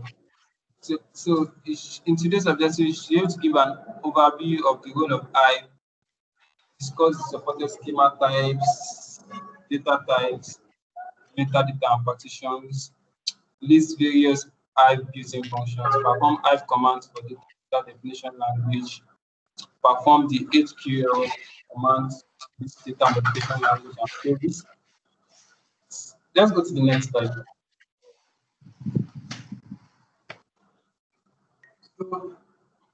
So here is it's very let's understand this aspect of this module very well.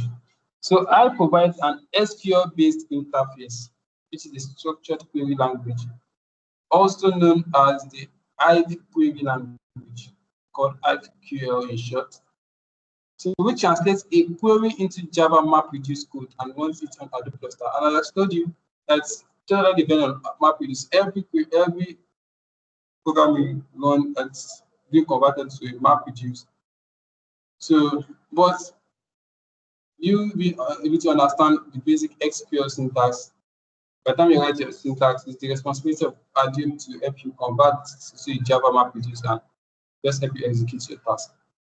So you have IF data units, then databases, you have tables in databases, then other tables can have partitions, buckets, columns, and data. Now, talking about databases, so just a minute.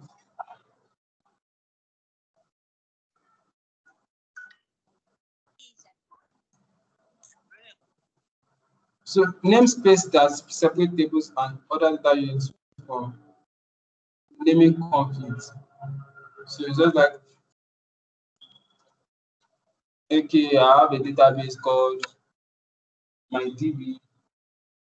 Then I can, under my DB, I can even create a table. I can even call it my DB. But you have to separate it that this one is different from each other. So tables organize sets of records that have the same structure. Tables is just like your normal tables in like your spreadsheet format of data. They have partitions. So being the optional activities, partitions are logical segregations of data that classify the given information based on specific attributes. So I can partition a particular data using a particular column. So this actually increases the performance of queries if I want to retrieve data from a particular table. Then we have buckets or cluster. So I can have, if I have a data set, I can have it separated into buckets. So let's say I have a data set of transactions by, or okay, let's say data sets of populations of the whole world. Now I can separate it into different buckets based on continents. I think we have like 7 continents on this. So this data is going to be separated into 7 buckets. So if I do a select star from that table where country is equal to Nigeria. Now instead of for you to do a full scan, instead of to do a full scan on the data, it just goes to Africa. It just goes to where Africa data is stored and just retrieve the data. If I have like 1 million records, instead of scanning through 1 million records and trying to find where country is Nigeria, it goes to the bucket where we have Africa and just retrieve the data. That saves a lot of time. So their partitions and buckets are used to improve performance and make data more manageable. As said earlier. Let's go to page 5. It's the next slide.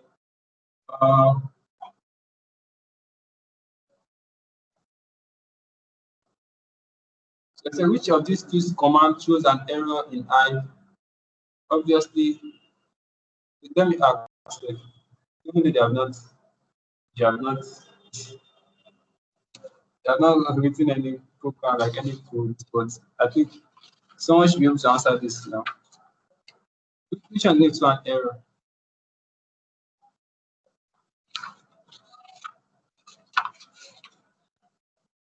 Maybe we are asked this now. Which one leads to an error? The second one. Yes. Which one leads to an error?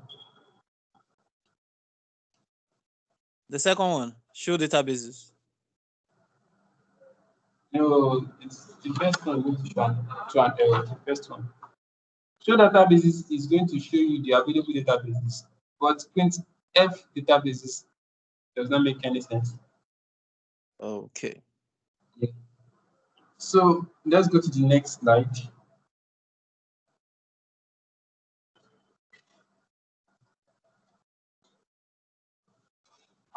Okay, in the next slide, that's page 6. You have the Hive architecture. So the Hive have different. You have the command line interface. You have the Hive web interface. I also have the Hive server for the kit. Then the driver is query compiler and executor. The meta store, you have the store where you keep your tables and stuff like that. Job tracker, task tracker, Hadoop as in because it's on the Hadoop and technically on AGFS as storage. So I consist of APIs, user interface, servers, job, and task trackers, and JDBC general. So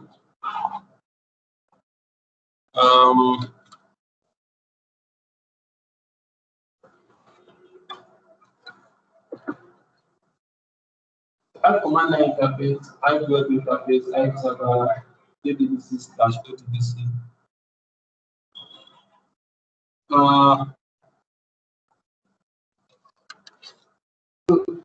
So let's talk about the Hive database. The database that stores all the data related to the database programs and locations on ADFS.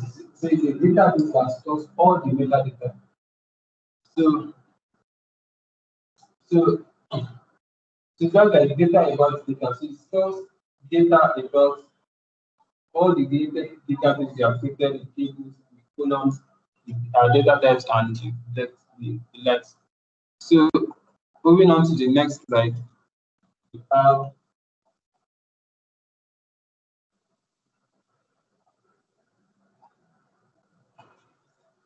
so starting Hive. So if you want to start Hive now, you have to change the directory. So we are going to do a lab as we are supposed to do a lab as regards all this changing of directory workstation. That's virtual machine workstation. So CD means change directory. Then we have changed directory. So under this particular directory called hive_home/bin. That's the directory you're going to change to, coming to this directory. So in this directory, you can start Hive. So if you start Hive, when Hive has been started, you can use this create table statement to create a table with Hive. This create table statement, this Hive, you can see create table. Then what follows it is the table name. So the table name in this case is called sample_table. Then in the brackets are the column names with respect to the data type. So the first column here is sample_column1, and it's going to take in a string as the data type. String is just like a character. Now, comma, and the second column is called sample_column2. Then the data type is going to be int, that is taking integers, integer values. Then you can see close brackets. Then I ended the query with a colon, and semicolon. A semicolon, which is usually used in SQL to end a query. So if I should enter this should successfully create a table called sample_table for me. Then if I want to see the table, if I want to select everything in the table, I can do what we call select star from sample_table. And run it. So select star means I select all from sample_table. So this is the command line. This is command. So the Hive command line interface is the most used mode for accessing Hive. The CLI mode to access Hive provides certain commands, properties, and those commands. Can be set using -d or -define option. And I refer later on the verbs are just okay. Like the temporary storage for the temporary storage, the temporary storage, the temporary location. I say, okay, b is equal to 2. So if I define the variable b equals to 2, I can refer back to it in the same session. So I provide set command to allow users to customize or override the property set on the configuration file for Hive. So in this case, Hive site.xml. That of yarn is yarn-site.xml. So these are the configuration file. So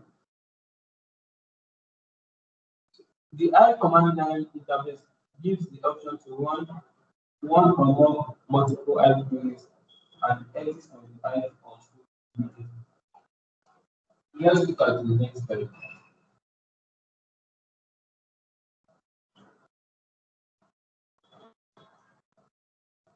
So here we say write the Hive command to create a table with 4 columns: first name, last name, age, and column. So you want to create this table.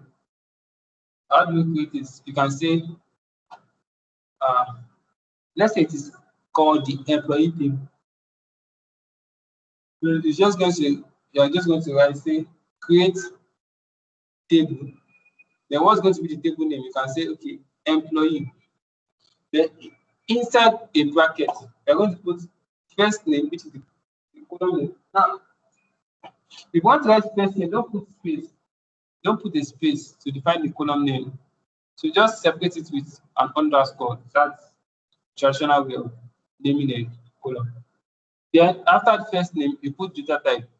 It's going to be a string, obviously. So write string, comma, then put last name, join it with an underscore, then put a string, obviously, then comma, then put age.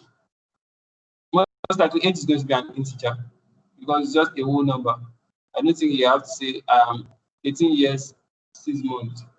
If you are 18 years, you are 18 years. So it's going to be an integer, put int, comma, and income. Income can be a float, a double, that is going to be like in form of a decimal. It can be in decimal, it can be any 5,050 kobo, something like that. It's possible. So you can put that as double. Then close the brackets, then put semicolon to end the query. Then that's how you can create a table having that column. So let's go to the next slide. So write a script to copy the same table structure into a new table. So how can we do that? I'm supposed to use. I think I can share my screen. I should use particularize this in one way. So how can we do this? So you just need to the table structure. Let me ask, Temita, do you have MySQL on your PC? Do you have MySQL on your PC? No, I don't have here.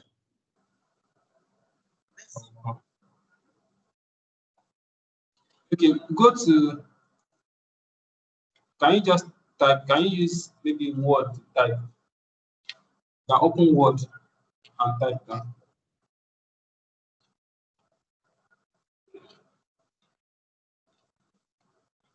Right? Yeah, I'm opening Word. Let's open Word.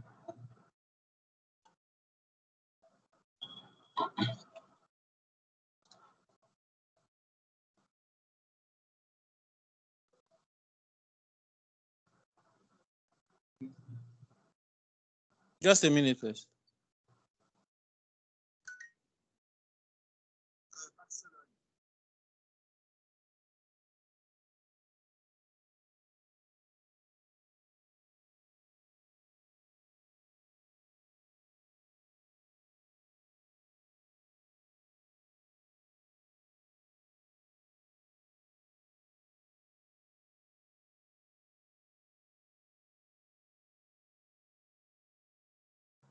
So let's say I want to.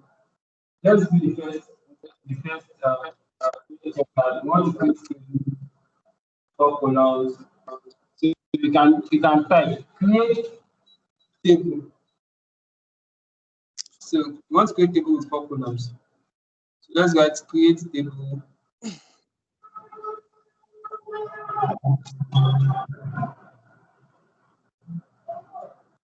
No, there has to be a space between create and table.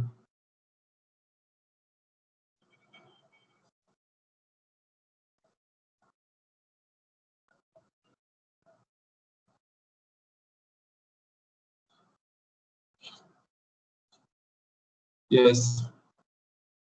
So create table. So after this create table statement, you have to write the table name. So I'll put a space, and we'll put the table name. So let's say employee. That's the table name I want to create. So create table employee. Then you can put a space, then put a bracket, open bracket. So what's the first column name that I want to? First name. So write first name. Join the first name with an underscore. So first name, like first underscore. Yes, exactly. Put Then string in front. Then space, then type string to define that it's going to contain String. char. Then comma. Comma. Then Surname. last name. This is surname, last name. Then string. Is there space after comma? You might not necessarily put space, not since there's a comma. If you put space, no equal to. Last name, string, Yes. then comma, Next column, which is age. Age then is a integer like int. Then so comma. Then then income. income 2 is an integer. You might not necessarily use integer. Be on the safer side. So you can use Okay. integer. If you don't want to Okay. use integer, maybe you can come in terms of a decimal. You can use double. In this case, I think that. Then Okay. close So bracket.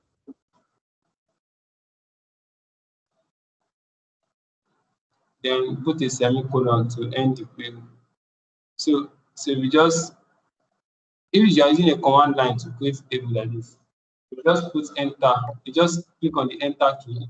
This is going to create a table automatically for you. So now, so let's say you have created this table. Now, if you look at the next acknowledge check here, it's saying that write a script to copy the same table structure into new table. So what you are saying in essence is that, do you have a data that we can open on Excel? Do you have a data that we can open on Excel? Just try and open a particular data in Excel.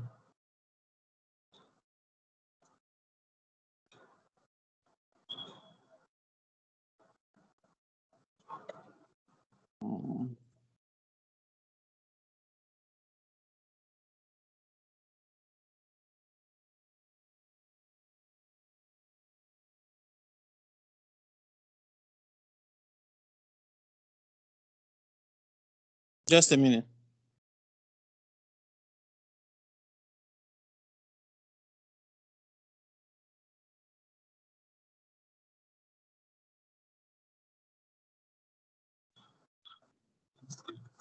Okay.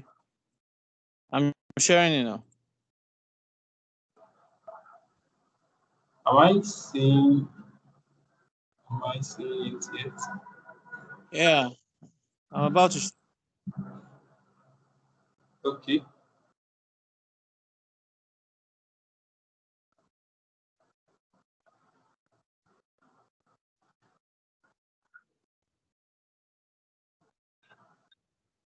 Can you see my screen now?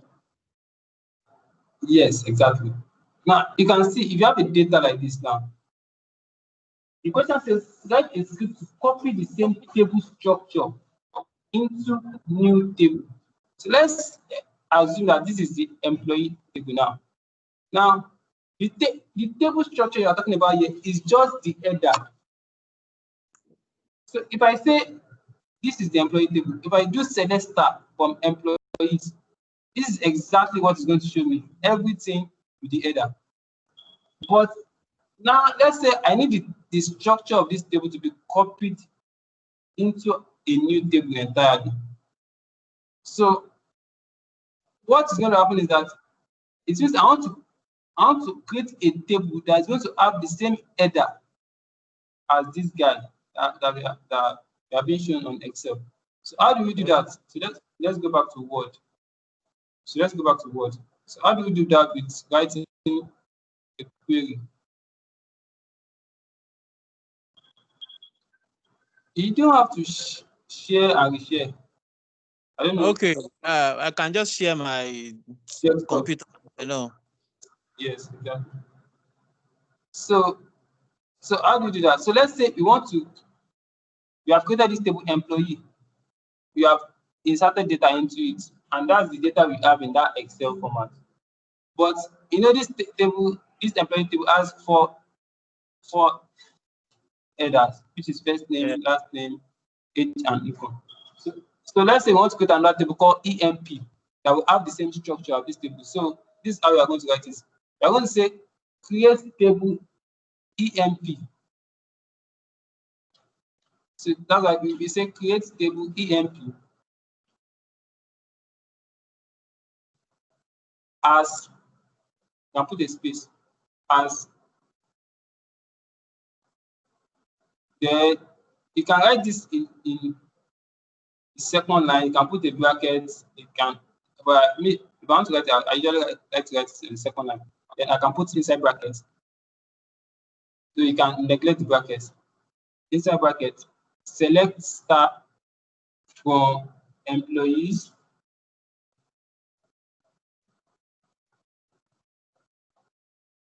There's going to be a space between that. Select star from employees. From employee rather, that's the name of the table. Okay, there will be space between from and employee. Now from the select star, like select space star space from. Okay. Yes. Select star from employee rather. I'll now put an impossible condition. I'll now say where, I'll put a where condition. I'll now say where 1 is equals to 2. Where 1 equals to.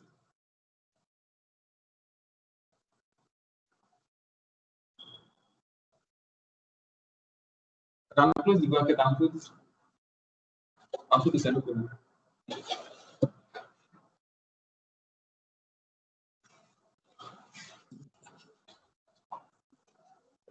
So here, you know, this select star employee means select everything in the employee table. Now I'm not putting a condition say where 1 is equals to 2. 1 is equals to 2 is a false condition. So it means this select star from employee, instead of it to select everything in the table, it's going to select nothing because there's no place in the world that 1 is equals to 2. So it's going to give me an empty row with just the header. So it's going to give me the header with an empty row. Do you understand? Okay. So this table is going to take the structure of that particular query that I did. Excel, okay. So it is going to take just the header of the table. So this is going to help us create a copy of the same table structure into a new table. So if we copy the structure of this employee table as a table called EMP in that case. So let's go back to our presentation again. So Okay. slide 10. So on slide 10 we have executing type queries from files.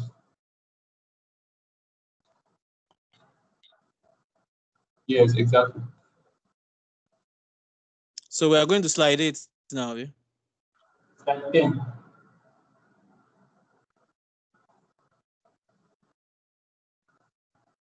So here you are saying I provide facility to one or more queries stored in a file having .html or .q extension. So just like your Python file, your alpha has I think .r extension. That of Python has .py. That of Word has .docx. That of Excel has .xls or .xlsx. That of has .hql or .q extension. So a file here is just like your Excel data. There's a lot into it. So inside your script, you can have a lot of queries there. So I can run a script from the command line. So here you can see run I queries from my query.hpl file. So I just go to the directory where I've stored the script. Then I just this command line to run it. So this is going to run everything inside that script. So whatever I have there is going to be run. Also, I provide mechanism to run shell commands when running I queries.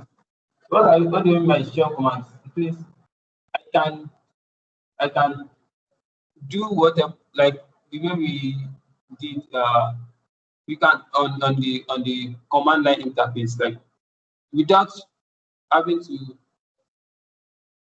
run any Hive query. Like probably I want to look into a particular directory and check maybe a particular file is there, or I want to pick my working directory. As you can see, commands.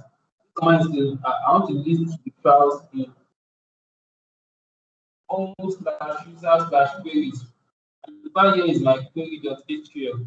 And this is not an if statement. This is like a command line statement, but I'm doing it using the Hive command line interface. Also, you can see I was able to print working directory. So I can do this in the Hive command line interface too. So the HDFS commands can be executed from the Hive command line interface, as you can see. So comment on the Hive command line interface are the text preceded by double dash, dash dash. But in R or MySQL or the likes of Oracle, if you want to comment, you can use the hash sign. So that you are telling this system that anything after this hash symbol is not supposed to be regarded as a code that I want to run or a query I want to run. All right, so let's move to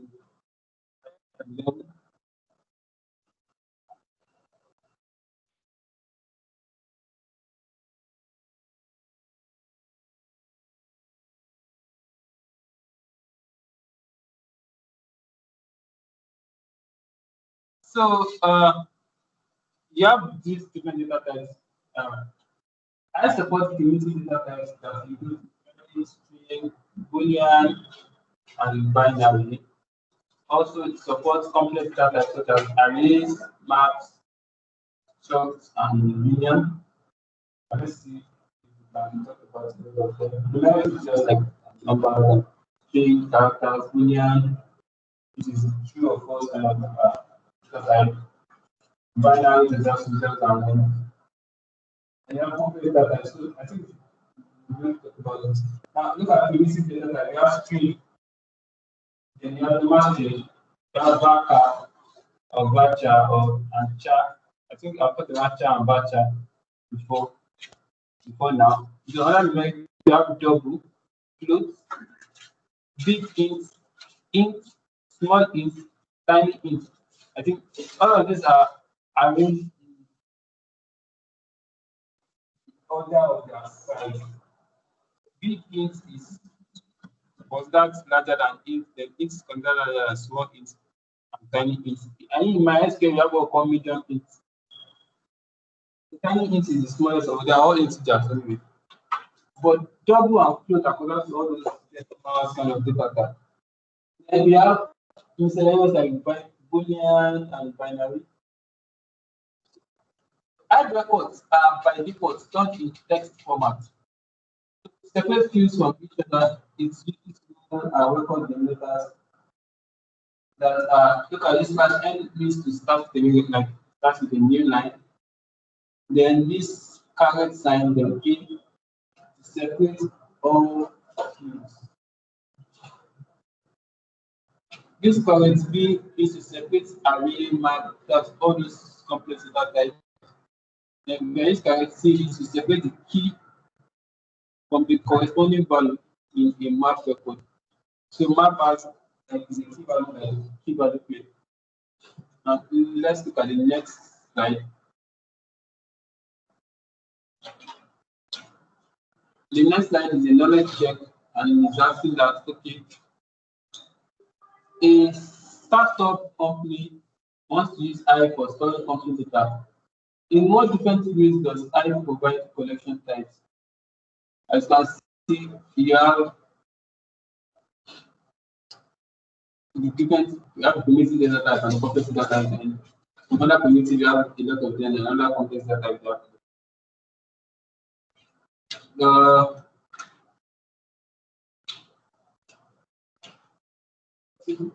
The next knowledge check on page 13 has stated, say write a shell command in Hive to list all the files in the current working directory. So to do that, if you go to this slide, slide 10. So if you to this odd file in the current working directory, you just have to do this.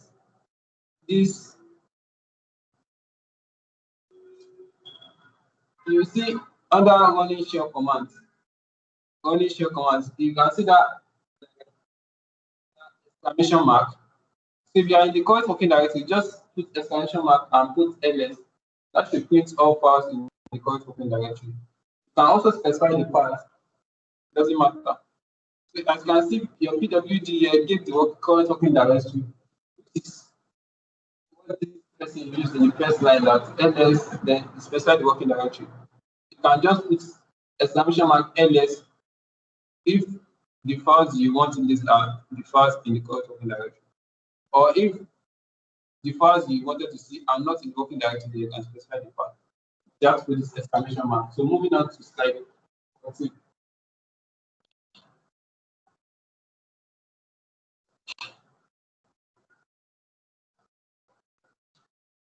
So you have some attributes in operators like the relational operator, the arithmetic operator, and the logical operator. So let's see. The relational operator are all these equal to.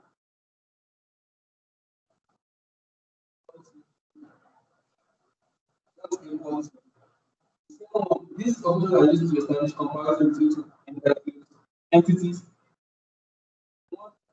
on either side of operators. For example, x equals to y to do comparison, okay, which is actually is x equals to y. It returns true if it's actually true. It returns false the other way. So I say 2 equals to 2, that's true. 2 equals to 3, no, that's false. So the second one is x not equals to y. The exclamation mark and equal to. The third one is greater or equals to. The fourth one is checked whether x is null. Then the fourth one is, or the fifth one is checking if x is like y. That's like pattern checking. Then you have what we call R like, like regular expression kind of like. You have the arithmetic operator.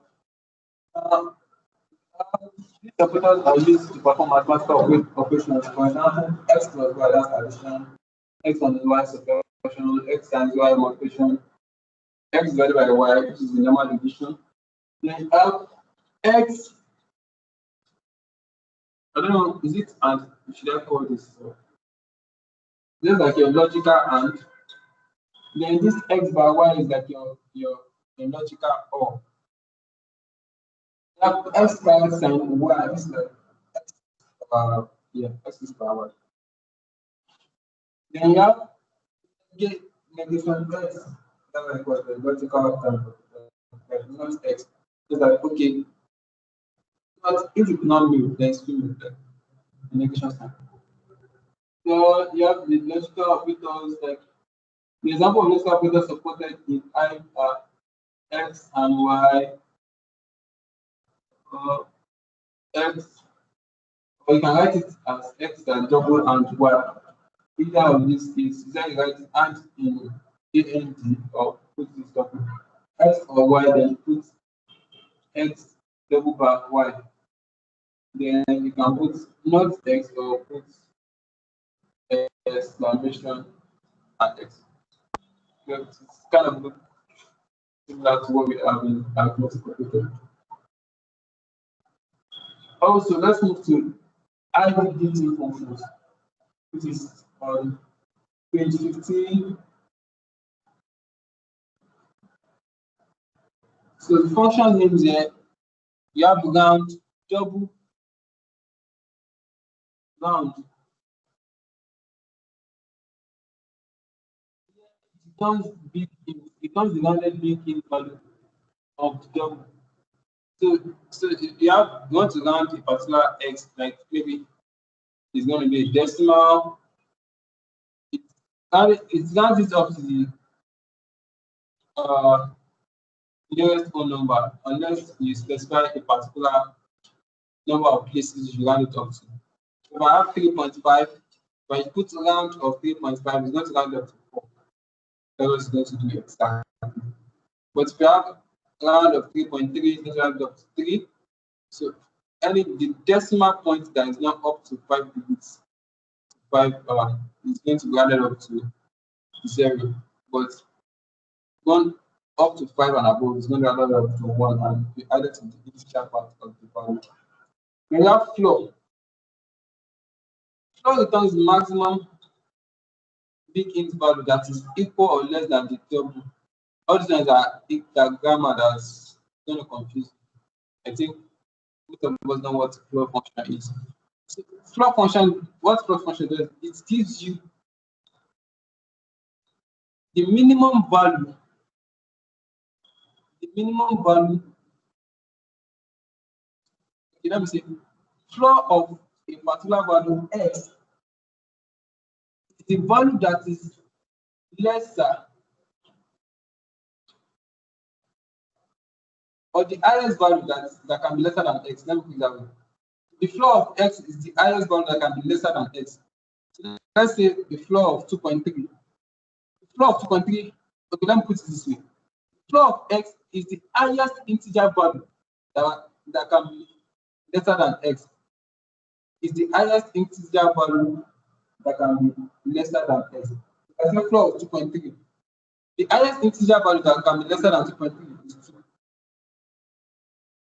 Now, if I say minus 2.3, in this case, the highest integer value that can be lesser than minus 2.3 is 3. I hope you are getting it.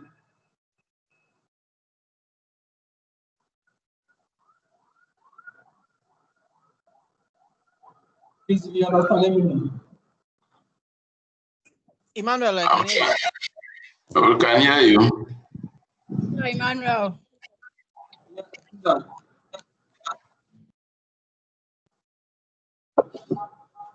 So, but the ceiling function, as the ceil, is like the opposite.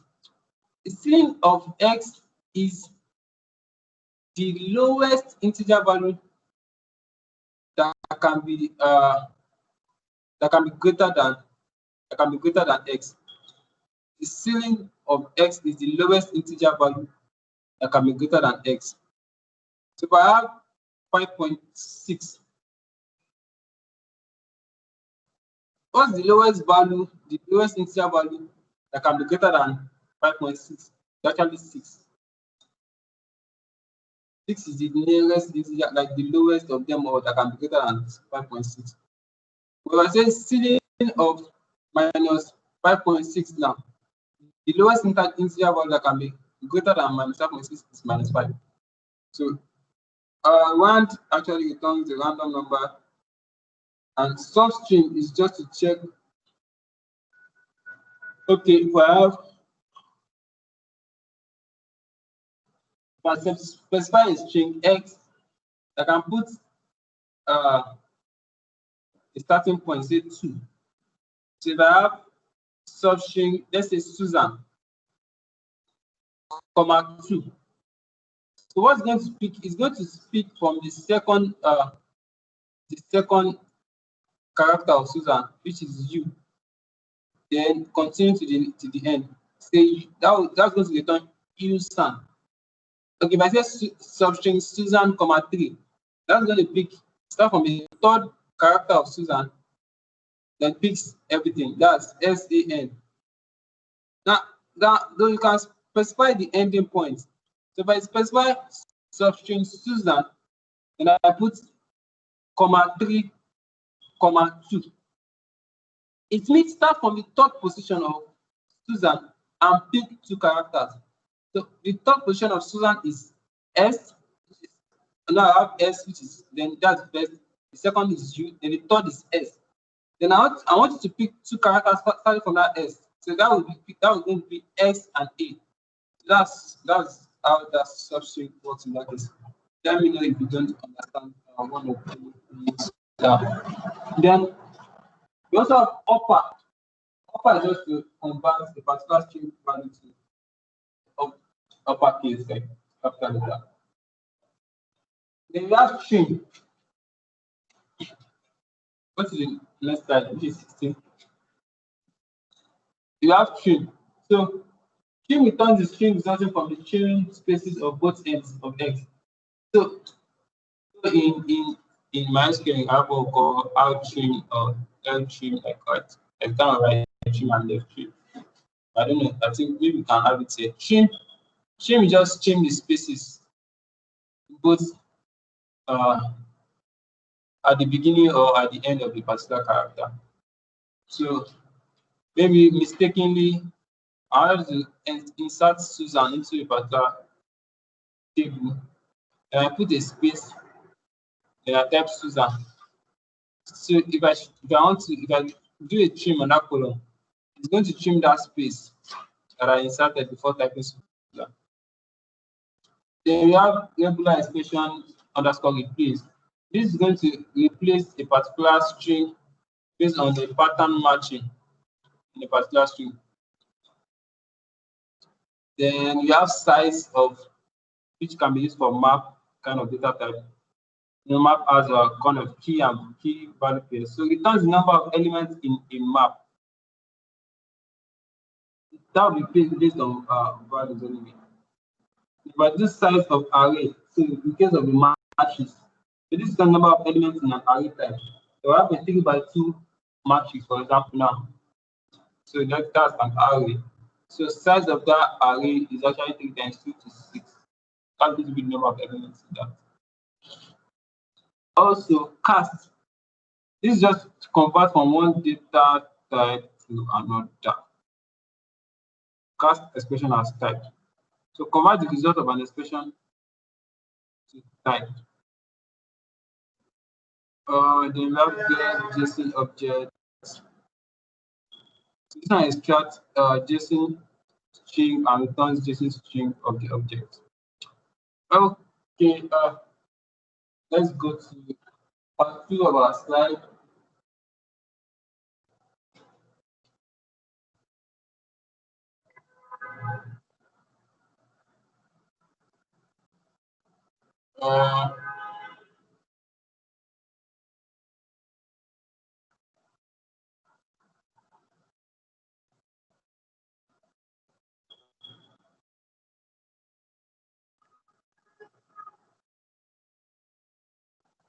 If you want to see this guy now, so let's say this part 2, this page 2 of our slide, for example, and you have to write hive command to see all the databases. What's going to be the command? Show databases. That's going to let you see all databases in a particular session. So if you want to see the tables in a particular database, there are 2 ways to go about it. Can you go to your Word? You want to see all the tables in a database. There are 2 ways to go about it. So let's go to our table. Let's go to our Word to see how to go about that.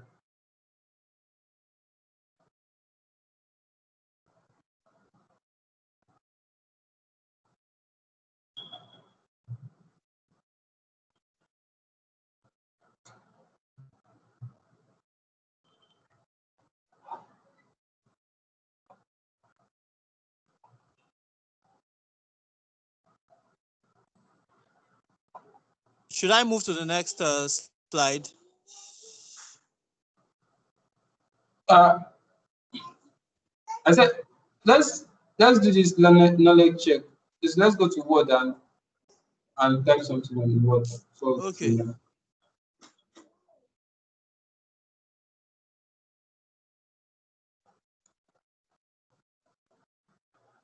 I think you know already how to see all the databases in. So you just type show databases. That's how to see all the available databases. Show databases. To see all the tables in a database, there are 2 ways. So if the name of your database is called my_db, so let's say you want to see the available tables in a database called my_db. So this is one way. You say show show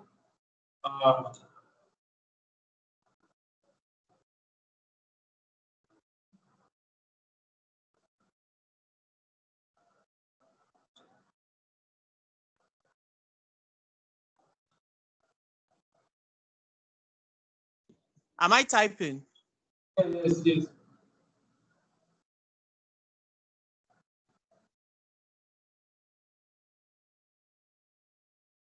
So if you want to show the tables in a database, you can first of all, I want to type what we call use that particular database.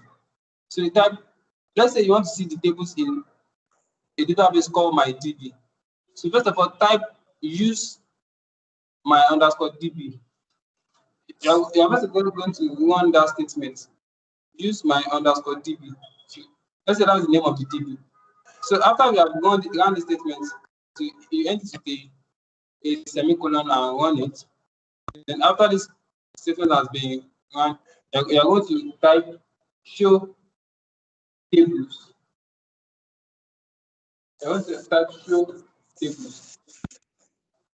Then this is going to show you the tables available in my underscore. With a semicolon too. Yes. So if you want to print the first 10 observations of the if table, you can say, okay, let's say you want to select everything. Let's say this is the employees table in this case. You're going to say select star from employees, then limit 10. Select star from employees, then put limit 10. So you're telling that limit the table by 10 records. Exactly. Limit, then put 10. Then end this is the semicolon.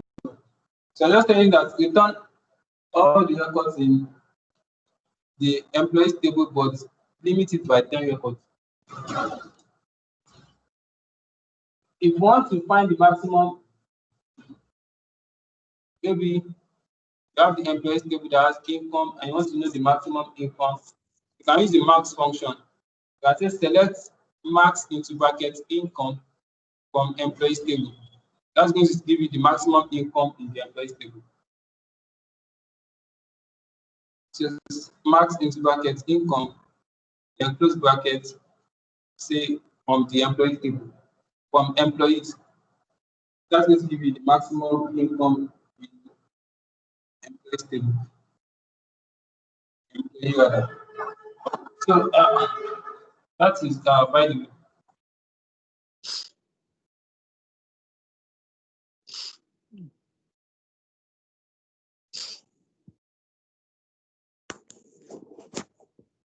So let's go to the next slide. That's page 3.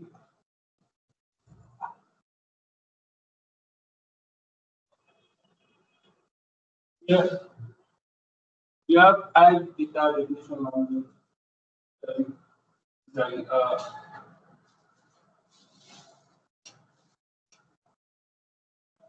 Managing database and tables is allowed in I by its own data definition language. So the database is created by using create database statements.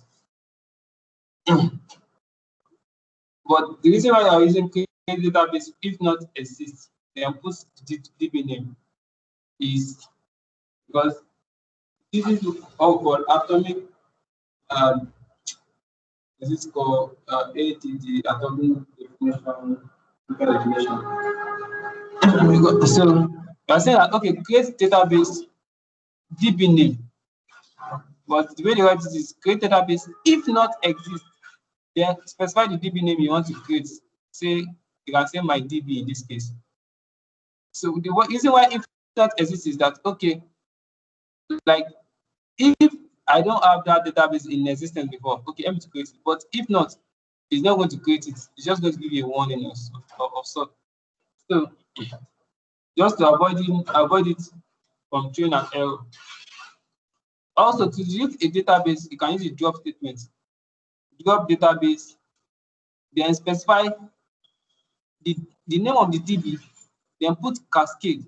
Now, the reason why I put cascade is that unless you don't have anything in the DB, you can neglect cascade. Cascade means, the database contains tables inside.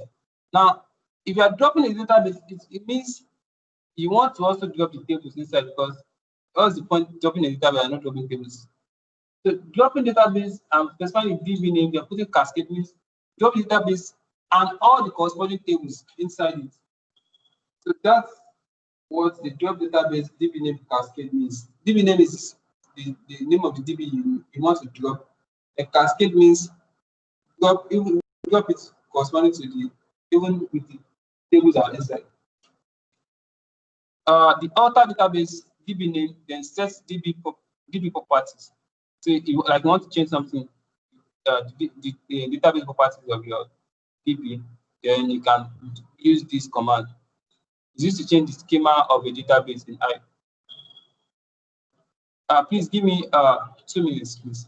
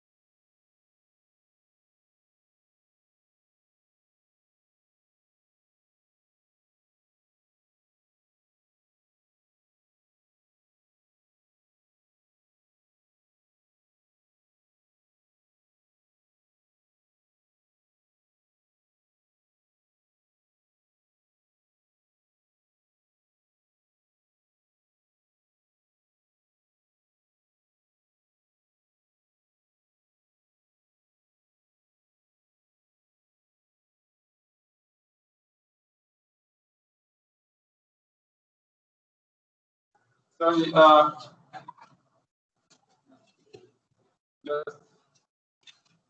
think we've talked about alter database. Also creating table. Then the table with the same schema created in I by using this. So create, I can use create table. Then so I can copy a particular table using like this. So I can say create table EMP like employee. So this is going to copy this table the schema of that table as that of the employee to a new table called EMP. We just use that same logic as what I wrote in Word. So just like same thing like that. Also, this is the create table statement. We're using partition. So putting a partition based on a particular field. So create table name, then specify the column and their data type respectively. Then I can say partition by a particular column and the type. So this is the command to create partitions on a particular table. Okay, let's go to slide 4. Apart from creation of a table and partitions on it, I support unification of metadata in table to other table.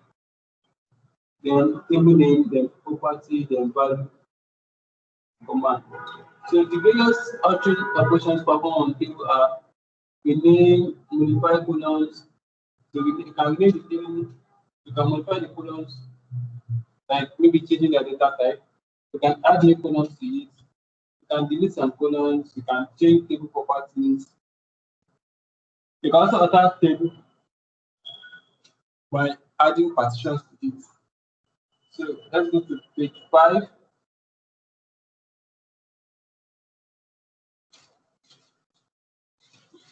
So picture is in another check that says that the database team of Softec International wants to load customer data into the I database based on different countries.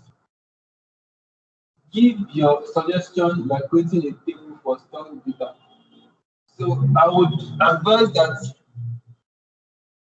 after the table has been created, it should be partitioned on the country column. So that is going to be your advice too. Okay, then on page 6, talking about data manipulation in Hive. So manipulating data in Hive involves data loading into Hive tables, inserting records into tables, and inserting data into local files. Now we have loading data to Hive table, HDFS from local. Insert data into tables, static partition insertion, dynamic partition insertion into local files, creating and inserting data using a single query. So let's see command to load data into Hive table form. HDFS. So here we say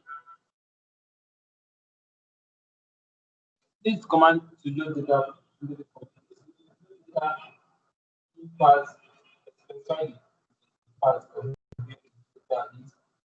Command to load data into Hive table from local file system. So this means you are going to put local in between. To load data local in file the specified path.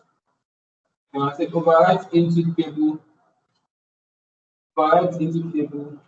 called loads. What this now means is that I'm on page 6. Overwrite into table logs means is that the data I'm loading into it, if there's anything inside the logs table before, just replace it with what I'm loading new. So that's what overwrite into table logs means in that case.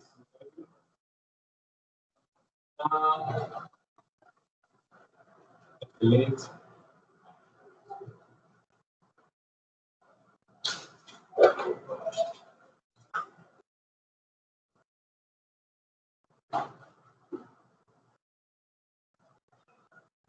Okay.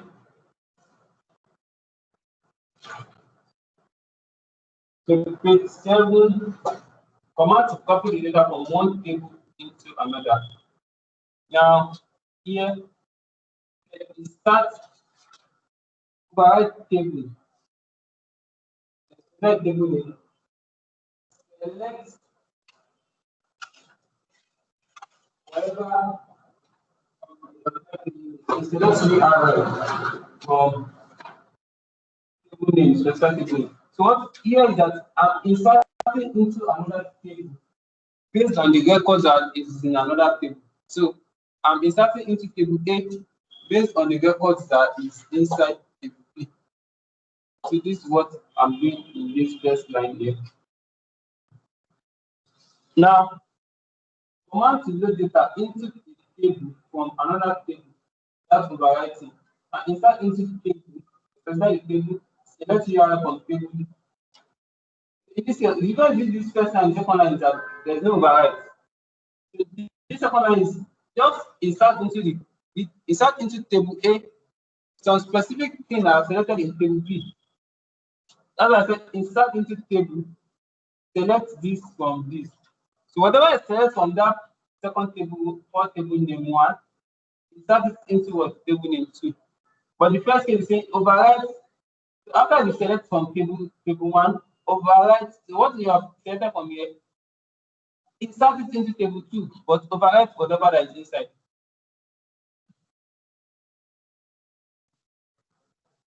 So command to create static partition on the table.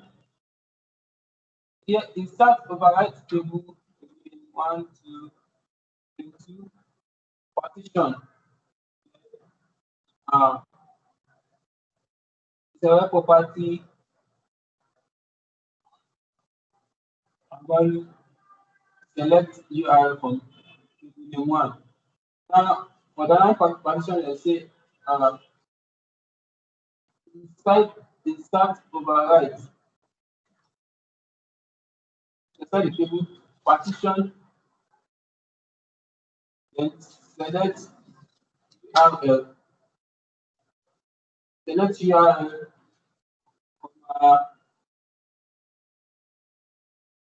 property from table name 1. The first thing and 2 is that here I'm doing the insert based on a particular partition. So second, which one is the dynamic part?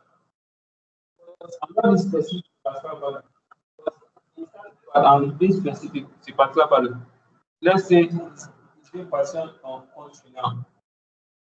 So this starting point is saying, okay, where is the particular country in Nigeria? So that's this starting this is the dynamic. So while creating dynamic partitions, one needs to be cautious because very large number of unique values may exist in the property. So we need to make fun to fill the insert equation. To avoid this, if suppose setting of parameters that I will set limits of number of partitions. Let's go to slide 8. So let's add commands for creating database factor, create 2 tables with given below properties. I think we should have to do this. Then the summary of it of you have eyes in an SQL-based interface built on top of Adobe and of the extract data from the Adobe system. This summarizes all we have for I. Is like an SQL to the Adobe ecosystem.